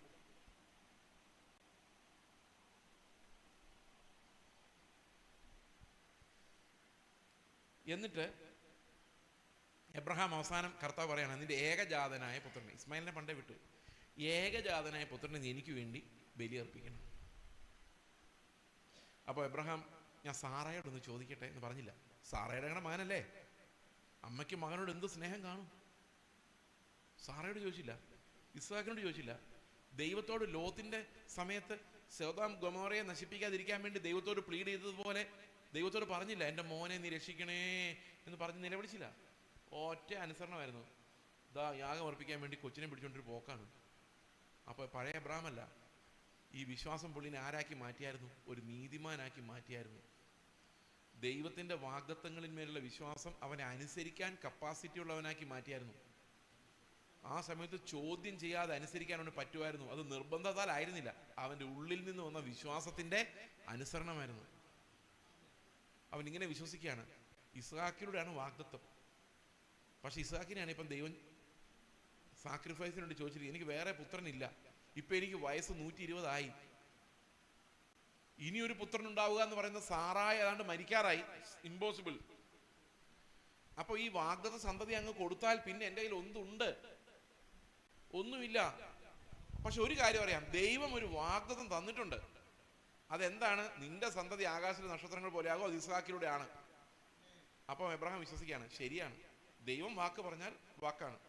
മരിച്ചാൽ ആ യാഗപീഠത്തിൽ നിന്ന് തന്നെ ദൈവം ഈ ഇസ്ഹാക്കിനെ എഴുന്നേൽപ്പിച്ച് കൊണ്ടുവരും. പുനരുത്ഥാനം. 2, ഇനി അഥവാ ഇസ്ഹാക്കിനെ എഴുന്നേൽപ്പിച്ചില്ലെങ്കിൽ ഇല്ലാത്തടത്ത് നിന്ന് ഉള്ളതുപോലെ വിളിച്ചു വരുത്താൻ, മക്കളെ തരാൻ എനിക്ക് ദൈവത്തിന് കഴിയും എന്ന് വിശ്വസിച്ചുകൊണ്ടാണ് അവനെ കൊച്ചുമായിട്ട് പോകുന്നത്. എബ്രായ ലേഖനത്തിൽ പറയുന്നത് ഈ 2ഉം എബ്രഹാം പ്രാപിച്ചു. ഒന്ന്, പുനരുത്ഥാനത്തിൽ എന്ന പോലെ അവൻ ഇസ്ഹാക്കിനെ മടക്കി പ്രാപിച്ചു. അപ്പൊ പുനരുത്ഥാനത്തിലുള്ള വിശ്വാസം ആദ്യം കാണുന്ന എബ്രഹാമില്ല പഴയ നിയമത്തിൽ. 2,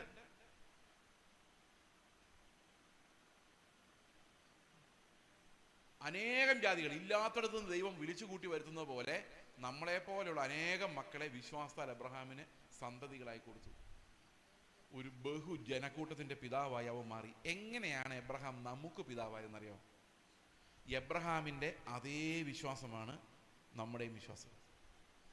ആ വിശ്വാസം, എബ്രഹാമിനെ നീതീകരിച്ച അതേ വിശ്വാസമാണ് നമ്മുടെ വിശ്വാസം. എന്താ വിശ്വാസം എന്നറിയോ? ദൈവത്തിന്റെ വാഗ്ദത്തങ്ങളിന്മേലുള്ള വിശ്വാസം. എന്താ ദൈവം വാഗ്ദത്തം ചെയ്തിരിക്കുന്നത്? ഒരു ചർച്ച ചെന്നപ്പോൾ അവർ പറയാണ് 2 നില പണിയാൻ പോവാ. അവർ ഇങ്ങനെ ആലോചന പറയാം. അപ്പൊ ഞാൻ ചോദിച്ചു, ഇവിടെയൊന്നും ആവശ്യത്തിന് ആൾക്കാരില്ലല്ലോ, പിന്നെ ഇങ്ങനെ 2 നില എന്ന് പറയാം. അതൊരു വാഗ്ദത്തം ഉണ്ട് ബ്രദറേന്ന്. ഞാൻ പറഞ്ഞു, എത്ര അധ്യായം, എത്ര വാക്യം, എവിടെ? പുള്ളി പറഞ്ഞു, അങ്ങനെയല്ല, കഴിഞ്ഞ ആഴ്ച ഒരു പ്രവാചകൻ വന്നപ്പോൾ തന്ന വാഗ്ദത്തമാണ്. ഞാൻ പറഞ്ഞു, പ്രവാചകൻ വലിയ ചർച്ച ആകാൻ ആഗ്രഹിക്കുന്നത്, കാരണം നിങ്ങൾ പിന്നെ അവരെ വിളിക്കുമല്ലോ, അല്ലേ? ഇത് 4 ചിതറിപ്പോകുന്ന പ്രവാചകൻ പറഞ്ഞ് നിങ്ങൾ പിന്നെ അവരെ അടുപ്പിക്കുമോ? ഇല്ല. അപ്പം നിങ്ങളെ പ്രസാദിപ്പിക്കുക എന്നുള്ള പുള്ളിയുടെ ആവശ്യമാണ്. നിങ്ങൾ ഇതിനിടയിൽ ഇത് പണിയാൻ പോയാൽ കടത്തിന് മേലിൽ കടമായി നിങ്ങൾ നശിക്കും. ദൈവത്തിന്റെ ഹിതമില്ലാതെ ഒരു പണിക്ക് ഇറങ്ങിക്കഴിഞ്ഞാൽ നമ്മളെ വെളുപ്പിച്ചുകൊണ്ടേ ആ പണി പോവുള്ളൂ. സാധാരണ ഇതിൽ ആൾക്കാർ പറയാറുണ്ട്, പാസ്റ്ററെ പള്ളിപ്പണിയാണ്. അപ്പം എന്തിനാ ബ്രദറെ? ദൈവം പറഞ്ഞു പള്ളി പണിയാൻ. പൈസ അത് തെണ്ടി മേടിച്ചോളാനാണ് പറഞ്ഞേക്കുന്നത്. ദൈവം അത് തരില്ല, പണിതോളാൻ പറയുള്ളൂ. ഇങ്ങനത്തെ ഒരു ആളാണോ ദൈവം? ദൈവം പണിയാൻ പറഞ്ഞാൽ ദൈവം എന്തും തരും. പണിയാനുള്ള ആളെയും തരും, കാശും തരും, എല്ലാം തരും. നമ്മളല്ല, ദൈവം പ്രവർത്തിക്കും. അതാണ് ദൈവത്തിന്റെ ഹിതം എന്ന് പറയുന്നത്. ശരിയല്ലേ? ഓക്കെ. അപ്പോൾ എബ്രഹാമിന്റെ ലൈഫില് ഇത് 2ഉം കിട്ടി. നമ്മളെയും കിട്ടി, ഇസ്ഹാക്കിനെയും കിട്ടി, ബഹുജാതികൾക്ക് അവൻ പിതാവായി മാറി. അതേ വിശ്വാസമാണ് നമ്മുടേതെന്നാ ബൈബിളിൽ പറയുന്നത്. എന്താ വിശ്വാസം എന്നറിയാമോ? നമുക്ക് റോമാലേഖനത്തിന്റെ 4-ാം അധ്യായത്തിന്റെ അവസാനത്തെ 3 വാക്യങ്ങൾ വായിക്കാം.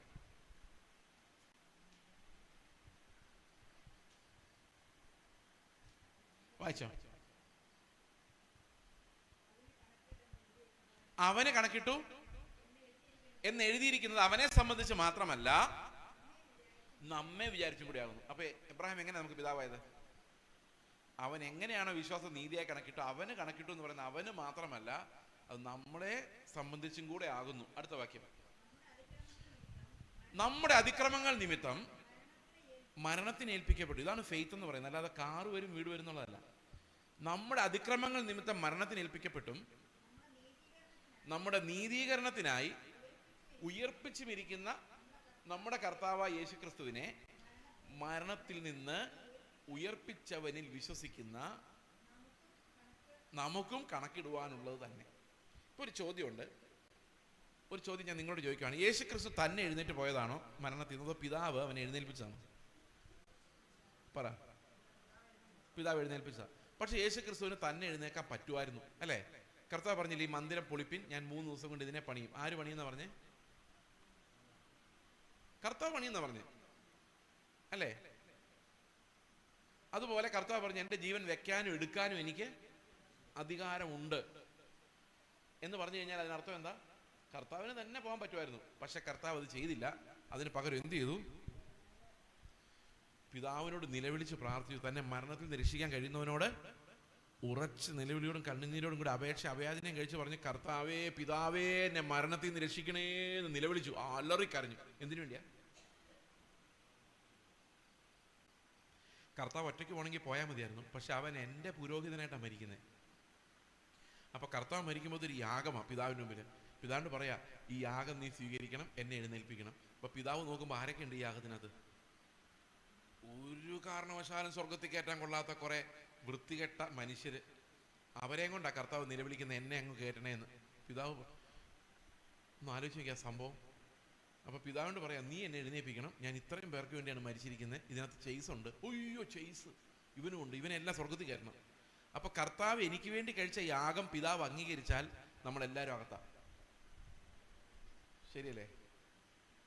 അപ്പൊ ഏലിയാവിന്റെ യാഗം പിതാവ് ദൈവം തീ അയച്ച് അംഗീകരിച്ച പോലെ ക്രിസ്തു നമുക്കായി കഴിച്ച യാഗം പിതാവ് അവനെ മരണത്തിൽ നിന്ന് എഴുന്നേൽപ്പിച്ചുകൊണ്ടാണ് അംഗീകരിക്കുന്നത്. അപ്പൊ അവൻ എഴുന്നേറ്റു എന്ന് പറഞ്ഞതിന് അർത്ഥം എന്താ? പിതാവ് നമ്മളെല്ലാവരെയും ഉയർത്തെഴുന്നേൽപ്പിച്ചു എന്നതിൻ്റെ അർത്ഥം. സമ്മതിച്ചോ? മനസ്സിലായോ? നമുക്ക് വേണ്ടി കർത്താവ് കഴിച്ച യാഗം പാസ്സായി. പിതാവ് അതിനകത്ത് സൈനിട്ടു, നമ്മുടെ നീതീകരണത്തിനായി. ഇപ്പൊ പിതാവ് പറഞ്ഞു, ആർക്കൊക്കെ വേണ്ടി ഈ പുത്രൻ മരിച്ചോ അവരെല്ലാം ഞാൻ നീതിമാൻ എന്ന് പ്രഖ്യാപിച്ചിരിക്കുന്നു. കാരണം അവന്റെ രക്തം ഇവരുടെ പാപങ്ങളെ കഴുകി മാറ്റിയിരിക്കുന്നു. മനസ്സിലായോ? അപ്പോൾ പിതാവ് നീതീകരിക്കുന്ന ആരെയാണ്? പുത്രന്റെ മരണത്തിലൂടെ അപ്പുറത്ത് ചാടിയവരെ. അവരെ ദൈവം ഡിക്ലെയർ ചെയ്യാണ് ഇവൻ നീതി. അതുകൊണ്ട് അവൻ നമ്മുടെ നീതീകരണത്തിനായി ഉയർത്തെഴുതി. നമ്മുടെ അതിക്രമങ്ങൾ നിമിത്തം മരിച്ചും. റോമാലേഖനം 10:11 വായിക്കുമ്പോൾ അവിടെ എഴുതിയിട്ടുണ്ട്, 10-ാം വാക്യം 10:10 എഴുതിയിട്ടുണ്ട്, അവൻ നീതിക്കായി ഹൃദയം കൊണ്ട് വിശ്വസിക്കുകയും. ഹൃദയം കൊണ്ട് എന്താ വിശ്വസിക്കേണ്ടേ? പിതാവ് അവനെ മരിച്ചവരുടെ നിന്ന് ഉയർപ്പിച്ചു എന്ന് വിശ്വസിക്കുന്ന എന്തിനു വേണ്ടിയാ? നീതിക്കായി. കാരണം നമ്മളെ എഴുന്നേൽപ്പിക്കുമ്പോൾ, ക്രിസ്തുവിനെ എഴുന്നേൽപ്പിക്കുമ്പോൾ നമ്മുടെ പാപങ്ങൾ കഴുകി എന്നാണ് അതിൻ്റെ അർത്ഥം. കാരണം അവൻ നമുക്ക് വേണ്ടിയാണ് ആ യാഗം കഴിച്ചത്. മനസ്സിലായോ? എത്ര പേർക്ക് വിശ്വാസമുണ്ട്? വിശ്വാസമുണ്ടോ? അപ്പോൾ നമുക്ക് ആദ്യം വേണ്ട ഉറപ്പ് എന്താണെന്നറിയോ? ഈ കർത്താവ് എന്ന മഹാപുരോഹിതൻ എനിക്ക് അവിടെ ഉണ്ടെന്നാണ്. അതുകൊണ്ട് എബ്രായ ലേഖനത്തിൽ പറയുന്നത്, നമുക്ക് അവൻ്റെ ദേഹം എന്ന തിരശ്ശീല കീറി നമുക്ക് ഏത് സമയത്തും കൃപാസനത്തിലേക്ക് കിടക്കാം. പക്ഷെ കൃപാസനത്തിലോട്ട് കിടന്നിട്ട് നമ്മൾ പറയുന്നത് എന്നാന്നറിയോ? വീട്, കാറ്, പൈസ. അതാണ് ഈ പ്രശ്നം. അവിടെ അതിമഹത്തായ സ്വർഗീയ ധനങ്ങൾ അടുക്കിയടുക്കി വെച്ചിരിക്കുക. ക്രിസ്തുവിന്റെ ധനം മൊത്തം മൈൻഡ് ചെയ്യുന്നില്ല. നമുക്ക് വേണ്ടത് മുഴുവൻ സമ്പത്തും ഈ മനുഷ്യൻ്റെതാണ്. അവിടെ ഏത് സമയത്തും കടന്നു ചെല്ലാനുള്ള ആക്സസ്. ഈ ക്രിസ്തുവിന്റെ യാഗത്തിലൂടെ ദൈവം നമുക്ക് തരുന്ന 2 ഉറപ്പുകളുണ്ട്. എന്തൊക്കെയാണ് ക്രിസ്തുവിന്റെ യാഗത്തിലൂടെ ദൈവം നമുക്ക് തരുന്ന 2 ഉറപ്പുകൾ?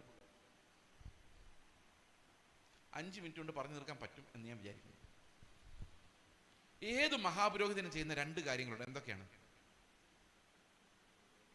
ഒന്ന് യാഗം കഴിക്കുന്നു, മറ്റൊന്ന് മധ്യസ്ഥത അപേക്ഷിക്കുന്നു. ജനത്തിന് വേണ്ടി ഇടിവിൽ നിൽക്കും. ഇത് 2 പുരോഹിതന്മാർ എപ്പോഴും ചെയ്യുന്നത്. ശരിയാണോ? ഓക്കെ. ക്രിസ്തുവിന്റെ യാഗത്തെ ഒരു നിമിഷം ഓർത്ത് നോക്കിയേ. എബ്രായ ലേഖനം 13-ാം അധ്യായത്തിന്റെ 11-ാം വാക്യം വായിച്ചേ. മഹാപുരോഹിതൻ രക്തം വിശുദ്ധ മന്ദിരത്തിലേക്ക് തളിക്കുവാനായി കൊണ്ടുപോകുന്ന മൃഗങ്ങളുടെ ഉടൽ പാളയത്തിന് പുറത്തു വെച്ച് ചുട്ടുകളയുന്നു.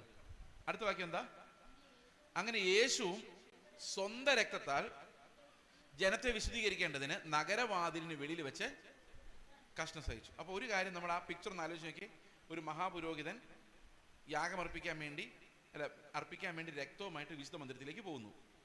ആ സമയത്ത് ആ മൃഗം എന്ത് ചെയ്യുന്നു? മൃഗത്തിന്റെ ശരീരം വെളിയിൽ ചുട്ടുകളയുന്നു. അപ്പോൾ ശരീരം ഒരിടത്ത്, രക്തം അർപ്പിക്കുന്ന വേറൊരിടത്ത്. അങ്ങനെയല്ലേ? അല്ലേ? ഒന്ന് പാളയത്തിന് പുറത്തും മറ്റൊന്ന് ആലയത്തിലുമാണ്. അടുത്ത വാക്യത്തിൽ പറയാണ്, യേശു ക്രിസ്തു തന്റെ രക്തത്താൽ നമ്മളെ രക്ഷിക്കേണ്ടതിന് എന്ത് ചെയ്തു? നഗരവാതിലിന് വെളിയിൽ വെച്ച് കഷ്ടം അനുഭവിച്ചു. അപ്പൊ ആ മൃഗത്തെ പോലെ കർത്താവ് എന്ത് ചെയ്തു? പാളയത്തിന് പുറത്ത് നഗരവാതിലിന് വെളിയിൽ അവന്റെ ശരീരം തകർക്കപ്പെട്ടു. അപ്പൊ രക്തം എവിടെ അർപ്പിച്ചത്? വേറൊരു സ്ഥലത്ത്. അല്ലേ? അതെവിടെയാ? 9-ാം അധ്യായത്തിന്റെ 11-ാം വാക്യം വായിച്ചേ. 9:11. ക്രിസ്തുവോ വരുവാനുള്ള നന്മകളുടെ മഹാപുരോഹിതനായി വന്നിട്ട് കൈപ്പണിയല്ലാത്തതായി എന്ന് പറഞ്ഞാൽ മനുഷ്യനുണ്ടാക്കാത്ത ഈ സൃഷ്ടിയിൽ ഉൾപ്പെടാത്തതും വലിപ്പവും തികവുമുള്ളൊരു കൂടാരത്തിൽ കൂടി ആട്ടുകൊറ്റന്മാരുടെ പശുകിടാങ്ങളുടെ രക്തത്താലല്ല, തൻ്റെ സ്വന്തം രക്തത്താൽ തന്നെ ഒരിക്കലായി പ്രവേശിച്ച് എന്നേക്കുമായുള്ളൊരു വീണ്ടെടുപ്പ് സാധിപ്പിച്ചു. ഇതാണ് മൽക്കിസദേക്കിന്റെ പൗരോഹിത്യം എന്ന് പറയുന്നത്. ഒറ്റ യാഗമാണ്. അത് എവിടെ അർപ്പിച്ചെന്നറിയോ? നിത്യമായൊരു കൂടാരത്തിൽ. ഈ നിത്യമായ കൂടാരത്തിൽ അത് അർപ്പിച്ചാലുള്ള പ്രത്യേകത എന്താണെന്നറിയോ? നമ്മളെപ്പം നോക്കിയാൽ അവിടെ ടൈം ഇല്ലാത്തത് കൊണ്ട് എപ്പോഴും ഈ രക്തം നമ്മോട് സംസാരിച്ചുകൊണ്ടേയിരിക്കും ഗുണകരമായിട്ട്. നമ്മുടെ ടൈമില്ല, അത് എറ്റേണലി ആണ് അർപ്പിക്കപ്പെട്ടിരിക്കുന്നത്. അപ്പോൾ നമുക്ക് ദുർമനസാക്ഷിയുടെ ആവശ്യമില്ല. എപ്പോൾ വേണമെങ്കിലും ഈ കൃപാസനത്തിലൂടെ എന്നാൽ മതി. കർത്താവേ ഞാൻ പോക്കാണല്ലോ. അവിടെ നമുക്ക് വാഷിങ് എപ്പോഴും ഉണ്ട്. ആ വാഷിങ് ഒരിക്കലും ഇല്ലാതെ പോകുന്നില്ല. അയ്യോ ഞാൻ പോയെന്ന് ആരും ചിന്തിക്കേണ്ട. ഏത് സമയത്തും തിരിച്ച് കർത്താവിൻ്റെ അടുത്തോട്ടിയല്ല. ഇതാണ് മൽക്കിസദേക്കിന്റെ പൗരോഹിത്യം. നിത്യതയിൽ അർപ്പിക്കപ്പെട്ട പൗരോഹിത്യമാണ്. എറ്റേണലാണ്, ഒരിക്കലും അതിന് മാറ്റം. ഇതാണ് നമ്മൾ ഒരു പ്രത്യാശയുടെ ബലം. ഒരു കാര്യം. രണ്ടാമത്തെ കാര്യം എന്നറിയാമോ? താൻ മുഖാന്തരമായി, താൻ എന്നേക്കും ജീവിക്കുന്നവനാകയാൽ താൻ മുഖാന്തരമായി ദൈവത്തോട് അടുക്കുന്നവരെ വേണ്ടി പക്ഷപാതം ചെയ്യുവാൻ എന്നേക്കും ജീവിക്കുന്നവനാകയാൽ അവരെ പൂർണ്ണമായും രക്ഷിക്കാൻ അവൻ ശക്തനാകും എന്ന് പറഞ്ഞു കഴിഞ്ഞാൽ, ഞാൻ നിങ്ങൾക്ക് വേണ്ടി പ്രാർത്ഥിച്ചാൽ ദൈവം കേൾക്കുമോ? നിങ്ങൾ തന്നെ പ്രാർത്ഥിച്ചാലാണോ ദൈവം പെട്ടെന്ന് കേൾക്കുന്നത്? എല്ലാം കണക്കാ. യേശു ക്രിസ്തുവിലൂടെ മാത്രമേ പ്രാർത്ഥന കേൾക്കുള്ളൂ. പ്രത്യേകിച്ച് അവൾ പ്രാർത്ഥിച്ചുകൊണ്ട് പ്രയോജനമൊന്നുമില്ല. കാരണം ക്രിസ്തു എന്ന ഏക മധ്യസ്ഥൻ മാത്രമേ ഉള്ളൂ. എന്നാൽ പെന്തക്കോസ്തുകാർക്കും കത്തോലിക്കർക്കും തമ്മിലൊരു വലിയൊരു സാമ്യമുള്ള എന്താണെന്ന് വെച്ച് കഴിഞ്ഞാൽ, പെന്തക്കോസ്തുകാർ കത്തോലിക്കർ ഡയറക്റ്റ് യേശു ക്രിസ്തുവിൻ്റെ അടുത്ത് ചെല്ലുകയില്ല. അവർ പുണ്യാളന്മാർ വഴി ചെല്ലുള്ളൂ. ശരിയല്ലേ? അന്തോണിസ് പുണ്യാളൻ ഞങ്ങൾക്ക് വേണ്ടി അപേക്ഷിക്കണമേ. മരിച്ചുപോയ അന്തോണിസ് പുണ്യാളനാണ് അപേക്ഷിക്കുന്നതേ ഉള്ളൂ. പെന്തക്കോസ്തുകാർ എന്നറിയാം, തങ്ക് ബ്രദറെ ഞങ്ങൾക്ക് വേണ്ടി അപേക്ഷിക്കണമേ. ജീവിച്ചിരിക്കുന്ന മധ്യസ്ഥന. ആ പുള്ളി പ്രാർത്ഥിച്ച ദൈവം പെട്ടെന്ന് കേൾക്കും, ഞാൻ പ്രാർത്ഥിച്ച കേൾക്കില്ല. ഇങ്ങനൊരു വിശ്വാസം ഇവർക്കെല്ലാം ഉള്ളത്. ശ്രദ്ധിച്ചിട്ടുണ്ടത്? അപ്പൊ ആരാ മധ്യസ്ഥൻ? ഞാൻ യേശുക്രിസ്തുവിന്റെ നാമത്തിൽ പ്രാർത്ഥിച്ച് ഒന്നും നടക്കുന്നില്ല. അവസാനം തങ്കുബ്രതം എന്ന് പറഞ്ഞപ്പോൾ തങ്കുബ്രതം പ്രാർത്ഥിച്ച് നടന്നു. അപ്പൊ ആരാ കുറച്ചുകൂടെ വർക്കിംഗ് മധ്യസ്ഥൻ? അവര് മരിച്ചുപോയ അന്തോണീസ് പുണ്യാളനൊക്കെ 10 രൂപ സ്വോത്രാഴ്ചിട്ടാൽ അവരതുപോലും മൈൻഡ് ചെയ്യുന്നില്ല. പക്ഷെ ഇവരങ്ങനല്ല. ജീവിച്ചിരിക്കുന്ന മധ്യസ്ഥന്മാർ അവരെന്ത് കൊടുത്താലും മതിയാകാത്തവരാണ്. അപകടകാരികളാണ്. ഞാനിത് പറയാൻ വരുന്നത് എന്തെന്നറിയാം? ഇവിടുത്തെ പ്രശ്നം ഈ മധ്യസ്ഥനായ ഒരു യേശുക്രിസ്തു മാത്രമേ ഉള്ളൂ. എല്ലാ മതങ്ങളും തട്ടിപ്പാണ്. യാക്കോബ, കത്തോലിക്ക ഉൾപ്പെടെ സകലതും. കാരണം എന്താണെന്നറിയോ? യാക്കോബക്കാര് ഈ മൽക്കിസദേക്കിന്റെ പൗരോഹിത്യത്തിലോട്ട് നോക്കിപ്പിക്കുകയില്ല. നോക്കിപ്പിച്ച് കഴിഞ്ഞാൽ നിങ്ങളെല്ലാം രക്ഷപ്പെടും, സ്വാതന്ത്ര്യം പ്രാപിക്കും. അതുകൊണ്ട് അവര് അഹറോന്യ പൗരോഹിത്യത്തിലോട്ട് നോക്കിപ്പിക്കുകയുള്ളൂ.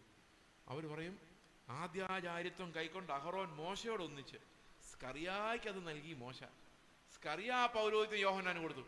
യോഹന്നാൻ ആ പൗരോഹിത്യം കർത്താവിന് കൊടുത്തു. കർത്താവ് അത് ശിഷ്യന്മാർക്ക് കൊടുത്തു. ശിഷ്യന്മാർ നമുക്കെല്ലാം ഇവിടുത്തെ അച്ഛന്മാർക്ക് കൊടുത്തു. ഒന്ന് ആലോചിക്കുക, മൽക്കിസദേക്ക് എവിടെ കിടക്കുന്നു? ഏക യാഗം എവിടെ കിടക്കുന്നു? അവിടെ നോക്കിയാൽ നമുക്ക് പ്രത്യാശ ഉണ്ടാകുമായിരുന്നു. ഇവിടെ നോക്കിയാൽ ഒരു പ്രത്യാശ ഉണ്ടാകുന്നില്ലെന്ന് മാത്രമല്ല, നമ്മൾ അവസാനം മരിക്കാൻ നേരത്തെ ഒടുക്കത്തെ ഒപ്രൂഷ്മ കഴിച്ചിട്ട് മരിച്ചാലും ഈ അച്ഛൻ അങ്ങോട്ട് ഇറങ്ങുമ്പോൾ ഇയാൾ എത്ര പൈസയും കൊണ്ട് പോയി എന്നറിയാൻ മേലാത്തതുകൊണ്ട് ഒരു ടെൻഷൻ ഉണ്ടാവുമല്ലോ പ്രായമായ അപ്പച്ചന്മാർക്ക്. ആ ഒരു ടെൻഷൻ മാത്രം മതി നരകത്തിൽ പോകാൻ. അപ്പോൾ ഒരു പാപം അവശേഷിക്കുന്നുണ്ട്. ഇപ്പം ഇത്രയും നാളത്തെ ഒപ്രൂഷ്മ കൊണ്ട് പ്രയോജനമില്ല. അപ്പോൾ അപ്പം മരിച്ചു കഴിയുമ്പോൾ 9-ാം ദിവസം അച്ഛൻ വന്ന് ഒരു കുർബാനകൾ നടത്തും. അപ്പോൾ തീർന്നല്ലേ? ഇനി പാപം ചെയ്യാൻ ആൾ ജീവിച്ചിരിപ്പില്ലല്ലോ. പക്ഷേ തീർന്നിട്ടില്ല. 40-ാം ദിവസം അച്ഛൻ പിന്നെയും വരും. പക്ഷേ തീർന്നിട്ടില്ല. വർഷം പിന്നെയും വരും. 50 വർഷം കുർബാന ചൊല്ലിയാൽ ഇയാൾ അകത്താണോ പുറത്താണോ ഒരു ഗ്യാരണ്ടി ഇല്ല. ഇതിലേതെങ്കിലും ഒരു കുർബാന അവിടെ അംഗീകരിച്ചോ? ഒരു സാധ്യതയില്ല. എന്തുകൊണ്ടാണെന്നറിയോ?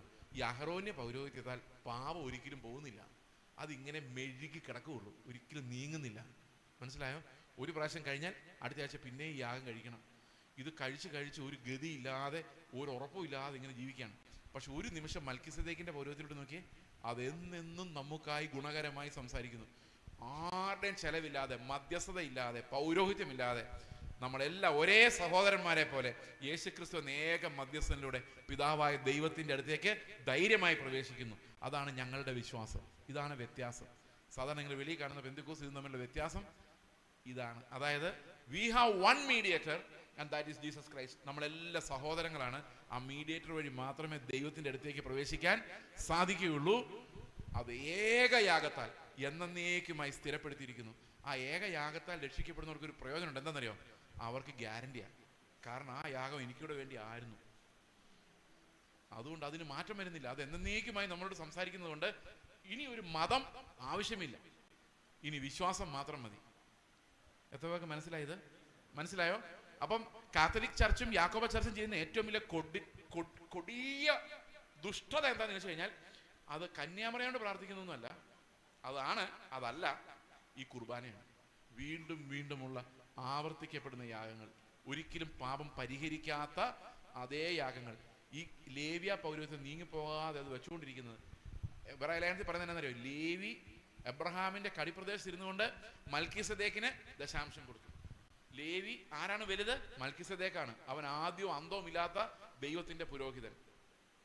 ഓക്കെ, യേശു ക്രിസ്തു ആ ഓർഡർ പ്രകാരം ആദ്യവും അവസാനവും ഇല്ലാത്തൊരു പുരോഹിതനായി എന്നേക്കും നമുക്കായി ജീവിക്കുമ്പോൾ, ആ കൃപാസനം തുറന്നു കിടക്കുമ്പോൾ, ഇവിടെ ഒരു പ്രയോജനമില്ലാത്ത മനുഷ്യനിർമ്മിതമായ വ്യവസ്ഥകൾ, കൂദാശകൾ, മനുഷ്യനിർമ്മിതമായ നിയമങ്ങളെ അനുസരിച്ചുകൊണ്ട് ക്രിസ്തുവിന്റെ കൃപയെ അഗണ്യമാക്കി കളയുന്ന വലിയൊരു വിഭാഗം നമ്മുടെ ചുറ്റുമുണ്ട്. അതുകൊണ്ട് പ്രിയ സഹോദരങ്ങളെ, സത്യത്തിന്റെ വെളിപ്പാട് നിങ്ങൾക്ക് ലഭിക്കുമ്പോൾ നിങ്ങൾ സ്വാതന്ത്ര്യം പ്രാപിക്കണം. അല്ലെങ്കിൽ ഒരു പ്രയോജനവുമില്ല, അല്ലേ? സ്വാതന്ത്ര്യം, സത്യം നമ്മളെ സ്വതന്ത്രരാക്കണം.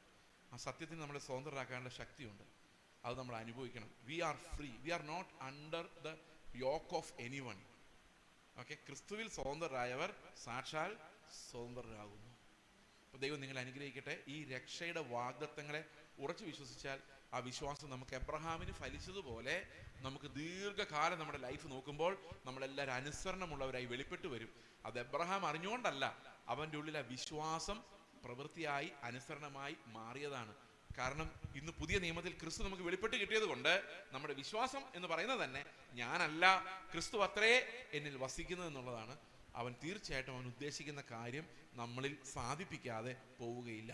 അതുകൊണ്ട് നമുക്ക് ഒന്നിച്ച് കർത്താവിന്റെ നാമത്തിൽ നിന്ന് മഹത്വപ്പെടുത്താം. കരങ്ങൾ ഉയർത്തി കർത്താവിനെ സ്തോത്രം ചെയ്യാം. ഓ ലോർഡ്, വി ഗ്ലോറിഫൈ യു. ഞങ്ങൾ നിന്നെ ആരാധിക്കുന്നു, മഹത്വപ്പെടുത്തുന്നു. ഞങ്ങളെ രക്ഷിച്ചതിനായി സ്തോത്രം. ഞങ്ങൾക്ക് വാഗ്ദത്തങ്ങൾക്കായി സ്തോത്രം.